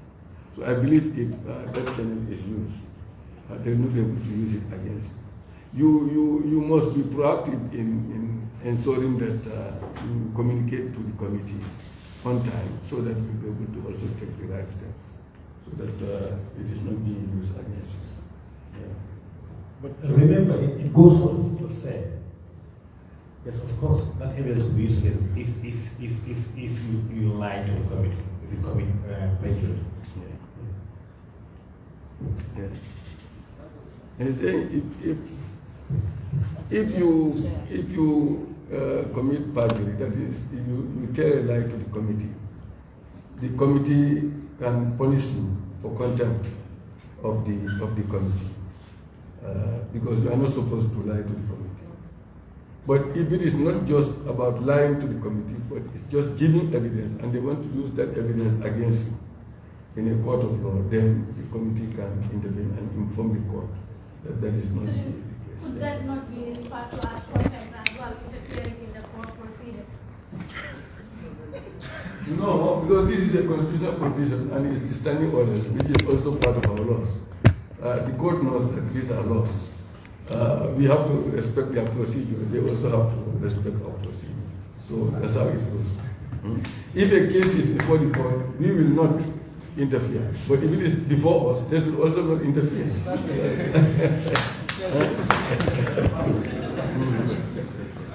Good afternoon to you, Honorables. I'm Badi from the Child Protection area. Excuse me. I must acknowledge that well, all other committees at the National Assembly are quite important, but for me, this has actually been something that I would put on the top priority, looking at actually within our context around issues that are happening in the country. One thing I want to highlight for this is the issue of having to receive a petition, but also to give feedback to the general public, because it's about issue of accountability. Right now, this should not be the forum where I would ask how many you have received, how many were the recommendations, but I would have gotten a platform that could easily be accessible, that I could easily look at and say, well, this is the recommendation of this case. Because at the end of the day, I know most of us will follow on issues. For example, we are keenly the one thing that I am keenly following is the issue of the GTB SARA. But at the end of the day, we want to know, what would be your recommendation, what are your recommendations, and what actually, if there's a sanction that you could, we want to know actually what would be the outcome. Because one thing we are good as a country is the fact that we could make good points, good recommendations, but at the end of the day, it all goes back to the drawing board, and where we just forget everything. Secondly, somebody talked about the issue of how do you make this petition more user-friendly. For example, I work within the civil society space, where I might be proud of something. For example, I have a ministry that talks about inadequate budgetary allocation. They don't have insufficient budget to work on issues of children. But yes, this is a specific ministry that would have abandoned government infrastructure to go and have a rented property. I don't have to go through the courts to get that. I would have used the National Assembly to obviously petition the minister to explain the reason as to why would they abandon public facility to go into a rented property. For me, that's a concern for me, which I don't need to go through the courts. And I think thirdly also too, somebody talked about the element of how do you make this body committee well known, the issue of popularization. I think for me, this is not only an issue limited to the committee. This becomes a national issue that we must be able to embrace. I would be very happy if the National Assembly member, if the committee could say, okay, we know that this is quite important. It's important in strengthening our accountability, in transparency in what we do in this country. What could you do? I would be very happy in our programs to at least put 2 bullet points about the committee. So that at the end of the day, the ordinary people in the rural Gambia were able to know, if the 𝐾𝐬𝐬𝐬, what we could do, there's a committee at the National Assembly. If I had known that this committee was in existence, I have put so many petitions at the National Human Rights Commission, I would have easily passed it to this committee. But I think also you can use the opportunity to further collaborate with the media and equally with the civil society in trying to create public awareness around this committee. Thank you.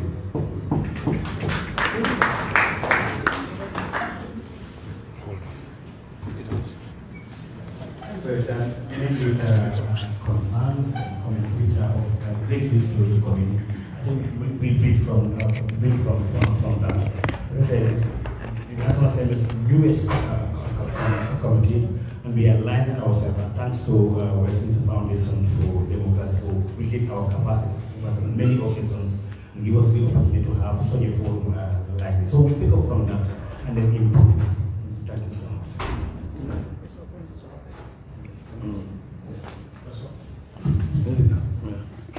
I think that's enough.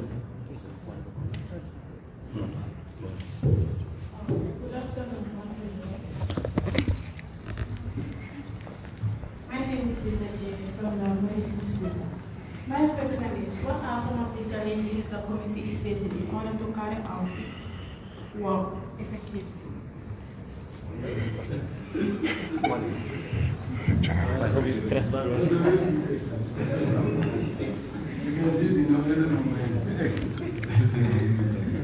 Yes, we have challenges, and those are some of the challenges that we are trying to address.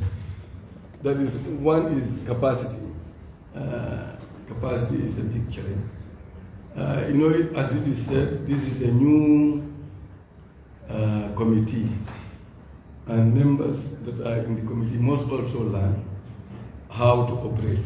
Even how to operate is a challenge. So we also have our clerks and our secretaries who must also measure up, who must also build capacity. So they all require capacity. Time is also not very much on our side. That's also a big challenge. Like somebody is talking about the GT board petition. We are racing against time to be able to finish the investigation. That's also a challenge. But as I said, the biggest challenge is capacity building on both sides, so that we'll be able to do our job properly, to understand our limitations, what we can do and what we cannot do. We cannot do everything. There are certain things we cannot do. So it's like everything that comes to us must be studied step by step, so that we'll be able to know what do we do with this. But the chairman has said something very useful. Whatever we cannot do, we also look at ways and means of directing the petitioner to another avenue, so that that problem can be addressed. But our challenges are certainly capacity, but we are addressing them. I think we've gone very far. If we hear us describing our work, you know that we've gone through many things through the support of the Westminster Foundation, different workshops, and our plans and subject matters also have received support. So that's basically, that is all, unless I forget something. Yeah, then the other thing is that, we, the members, we are from various committees.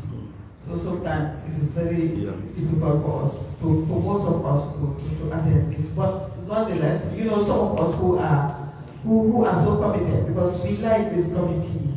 For me, I like this committee. So even if I belong to any other committee, and I know that this committee is having a meeting, I just excuse myself from that committee and come and attend this one. But those are our challenges. We really, sometimes that is why we are making ourselves 3 to have a quorum. If we make ourselves more than 3, then we will not have a quorum. We will have even come this week.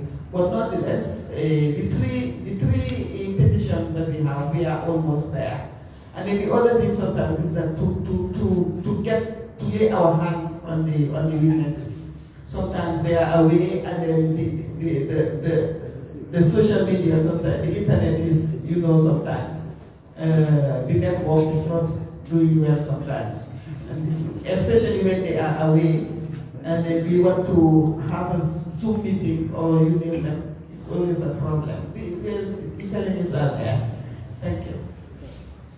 That's another important one, but that's our own making, but for a very good reason. During parliamentary sessions, all committee sessions must cease.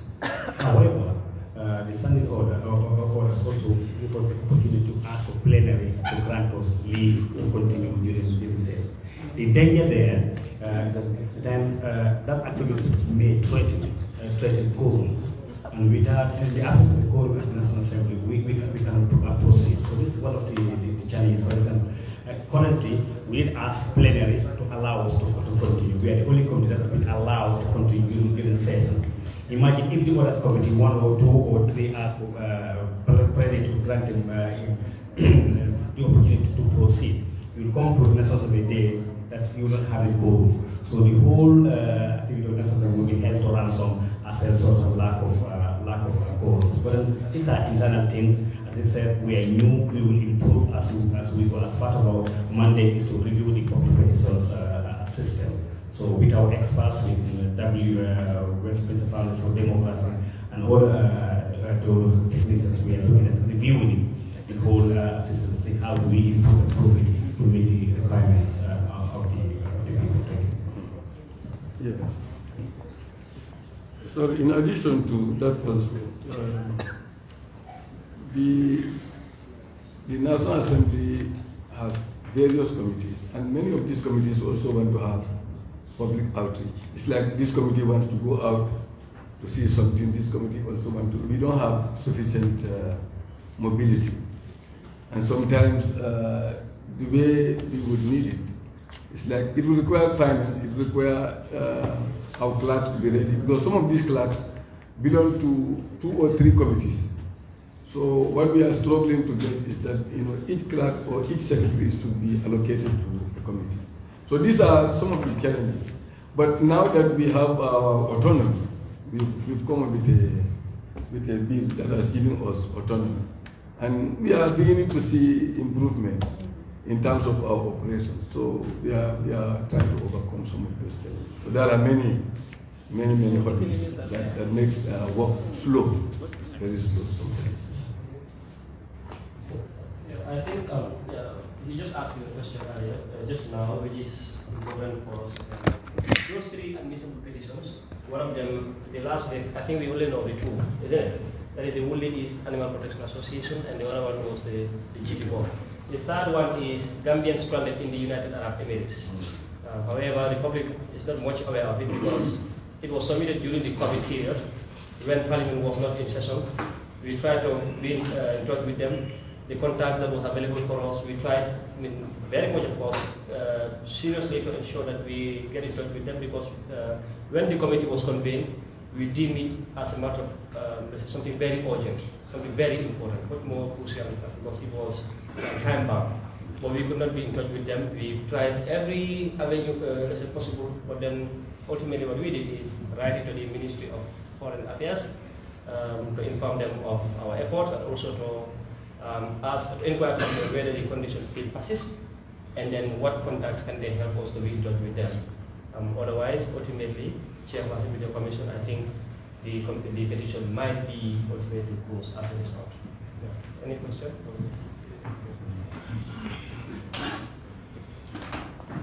Yeah, thank you very much. My name is 𝐏𝐿 Dabo, Councillor, Serakunda Bardes. My question is, like, it is already defined, let's say it's petition, it is a formal complaint, and we've been at the grassroots working for the people. As a young politicians, we have made a lot of promises to our people that when we come to the council, we make development at your doorstep. And having attended the council, we have understood that there are supposed to be a subversion that's supposed to come from the central government to the local government for our developmental priorities. But since we started these councils, those subversion has never been forthcoming.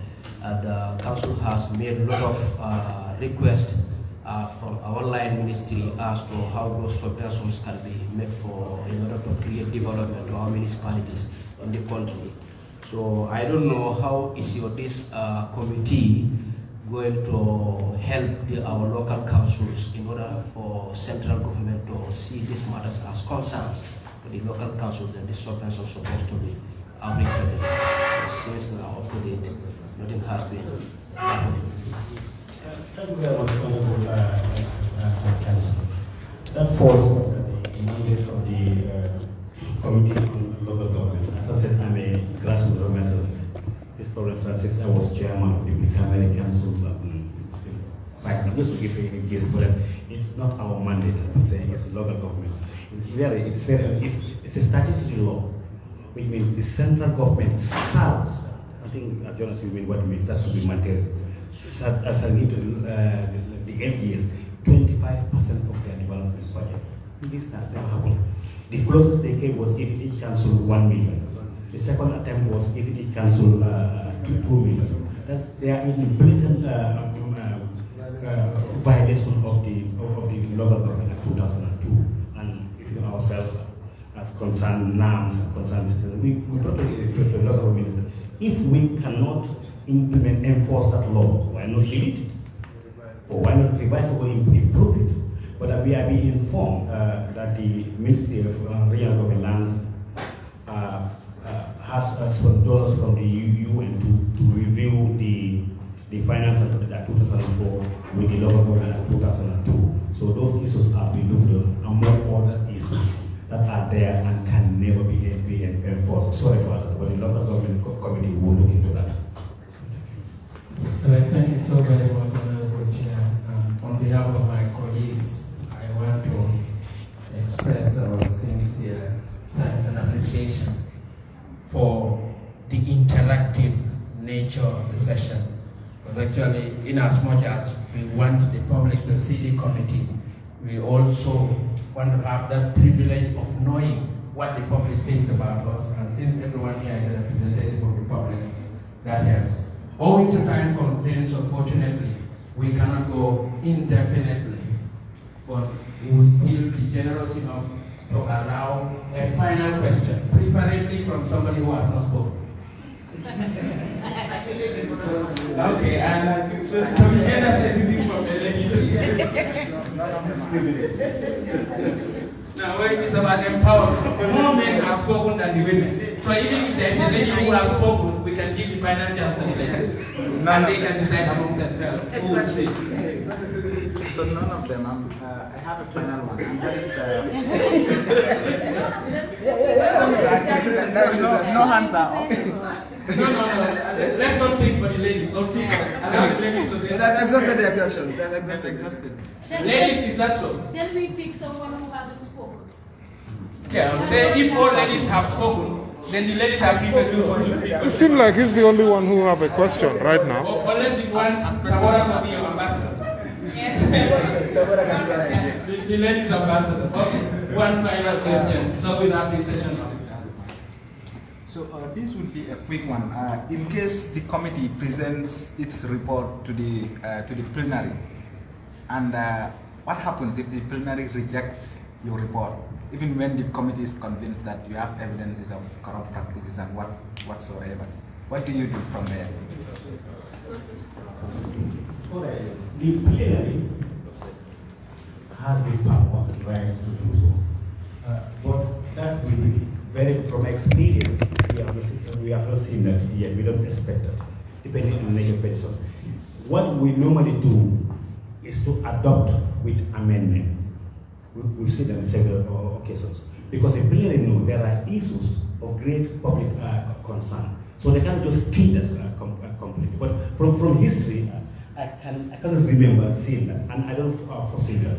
But from experience, what we've seen, committee reports is to accept them with amendments. But do you have specific rules or a framework that says if the committee rejects your report, you also have other options? Like, because the committee, you may never know. The committee rejected the draft constitution, so they may reject anything. Let me help you. I think the committee derives its powers from the plenary. So there is a delegated responsibility. Yes. And I believe when you delegate someone and he knows his work perfectly, you cannot throw that in the bin. So obviously, it has never happened for now, and so it's a matter of conjecture, and we don't foresee it happening. Yeah, to add anything to my office comment, if there is any direct reference we could make was there was a special select committee of the National Assembly that went around the whole country to monitor the implementation of those emergency regulations. A report was written, recommendations were done. But like he said, delegated responsibility. After delivering the report to the plenary chose to adopt the report, but suspend the recommendations because they felt COVID is still here, so your job is not complete. And that's how the matter stood, and so be it. In other words, the supreme authority is the plenary. Whatever they decide, we believe is going to be in the interest of the citizens, regardless of what the subset of that committee may think. That's my level opinion of that as a support staff. But this is what has happened. We are not saying it's going to happen again. But whatever they decide, you can't appeal against the plenary, I suppose. That's effectively what we are saying.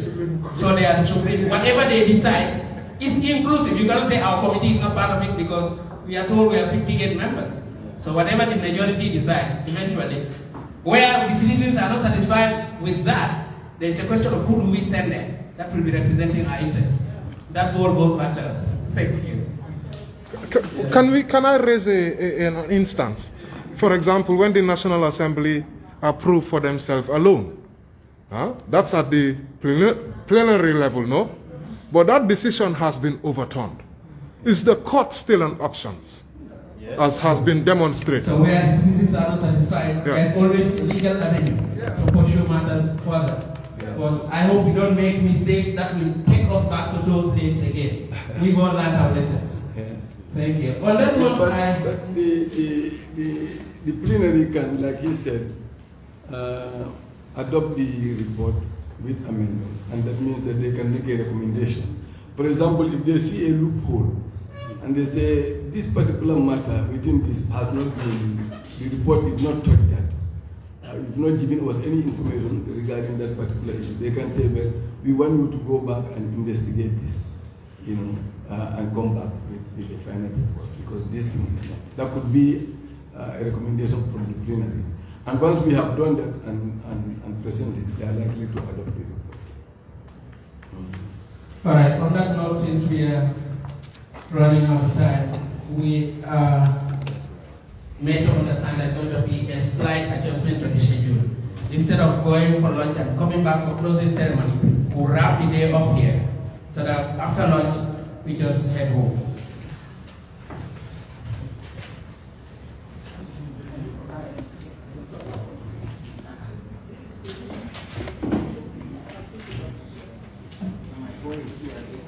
Thank you very much, Principal Committee Clerk.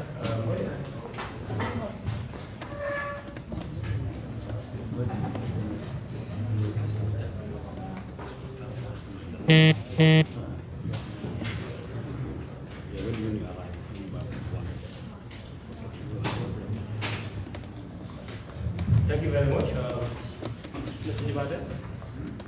Malik. We want to hear from the country's representative of the Sister Foundation on Democracy for his closing remarks. And then, on behalf of the Standing Committee of Open Petitions and on behalf of the chairperson, we will then have the nominated member, Honorable Mayassin, to deliver the closing remarks on behalf of the committee after Mali. So, Jibade, I only hope at the end of the day, we may receive a petition that is finally admissible from you. Stop teasing me, right?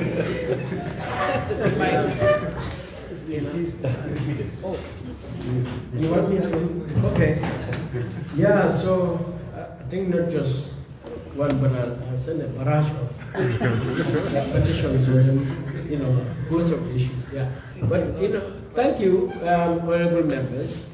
And of course to the participants, I think the conversation really was completely out of my expectation. I mean, it's so lively. I can imagine how this would be like if you should host this in Boraba, speaking in Zagadio or in Bajakunda, in Makamasiri. And yeah, because our people need to know this. Because for me the petitions committee is very important. At the end of the day, we want the rule of law to be respected. We want public institutions to deliver. So it's not just about, say, corruption in terms of misuse of public funds, but it's to make public institutions deliver, to make private companies give us proper services, value for money, to make our institutions at the local level, central level perform. And of course to combat corruption, but to protect human rights, and so on and so forth. So some of us are not going to court because it's expensive, but this is free of charge. All you got to do, follow the guidelines. So you meet the criteria, the standard, but it's free of charge. So it's justice free of charge. I think that is very nice. Yeah, so, and of course, it helps our democracy, it helps good governance, it protects our rights. And so, I think that is really great. And so that's why for me, and I agree with, I think Fatih mentioned it, the importance of this committee. So for WFD, certainly, we'll continue to support this committee, and, as part of the National Assembly, as part of the democracy of the Gambia, so that at the end of the day, our democracy is not just to go and vote, but we vote so that we get the good things of life. That is what democracy is about. Yes, at the end of the day, democracy is just election day. It's about jobs and all the good things of life. We want that, I'm sure. Yeah. So thank you very much, Honorable Chair, and the members. And I guess the rest of it work continues. Thank you so much.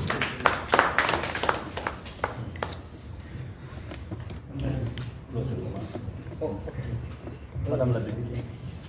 Thank you very much.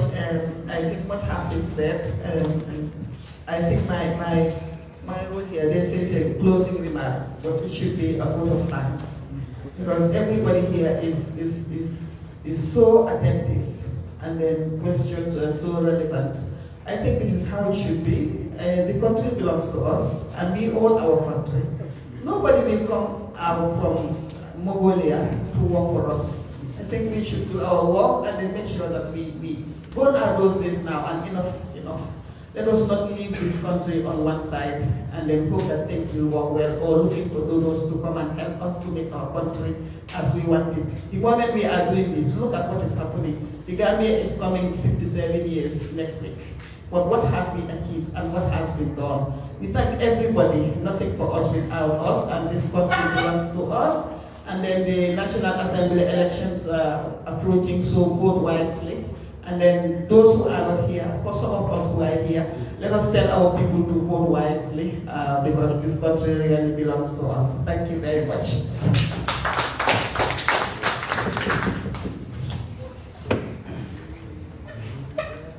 So we have come to the end of the program. Closing ceremony. Everything. Closing prayer. Yeah, I did your job. Thank you very much. I think we shall now close the proceedings with the legal rest.